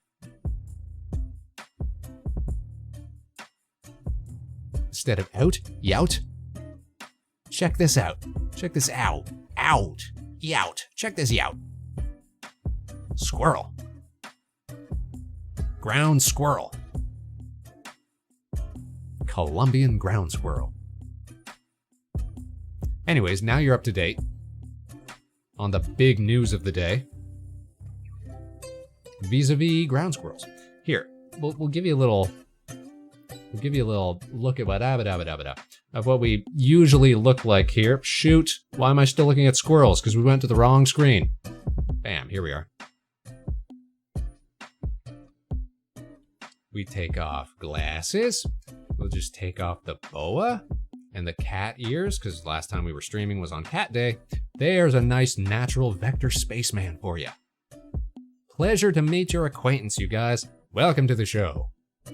Vector Spaceman streams every Tuesday, 8 p.m. Eastern, right here at Harbor Station. And I think we're actually going to start streaming more frequently because we haven't got a lot more going on right now.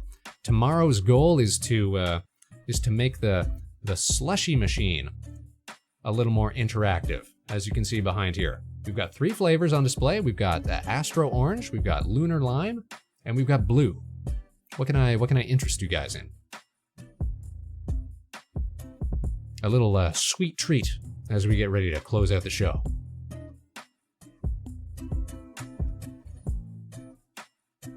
The idea is to make it so you take some blue, nice, very good choice. So the idea is to make it so that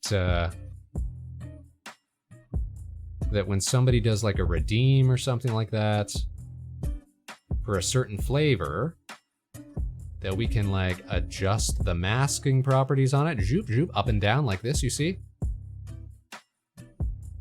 Because that all can be done in OBS. But we want it to move automatically so that we can make it more interactive, you know? Seems like blue's popular. Blue is very popular. For some reason, blue always stays popular. It's a very refined flavor. So we're gonna be working on that tomorrow. Either using Mix It Up or a custom integration that we gotta work out ourselves. But that's gonna be the goal. So tune in for that, that'll be fun. A little OBS workday. Probably around the same time, in the PMs. Let's head back to the station here. Here we are. Swell. All right, well, I don't mean to, cut and run you guys. We were just about to close out the show ourselves. I want to thank you for the raid, Von Locke, and all of your friends. Don't forget to follow Vector Spaceman on Blue Sky, on YouTube, and of course, right here on Twitch. We do gaming, we do animation, actually, that's probably the thing we're most proud of. And you can check that out over on our YouTube channel. We do full-length skits and feature specials.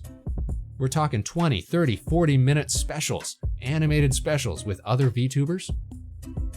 It's probably the thing we're most proud of. It's probably the coolest thing that we've done around here. Yeah, check it out. We got a whole playlist of ones we've done in the past. We do big seasonal specials. It's awesome. And follow us right here on Twitch if you want to stay up to date and never miss a broadcast. Be our latest and greatest space cadet. Now, we don't like to just end the stream all willy-nilly. We want to take a look at who else is streaming tonight and send you off to see some friends of the show. I think tonight,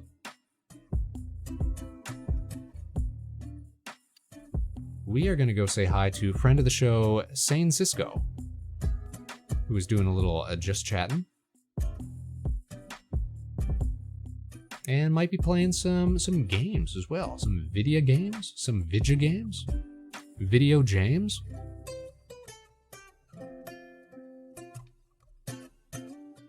Classic Twitch activity.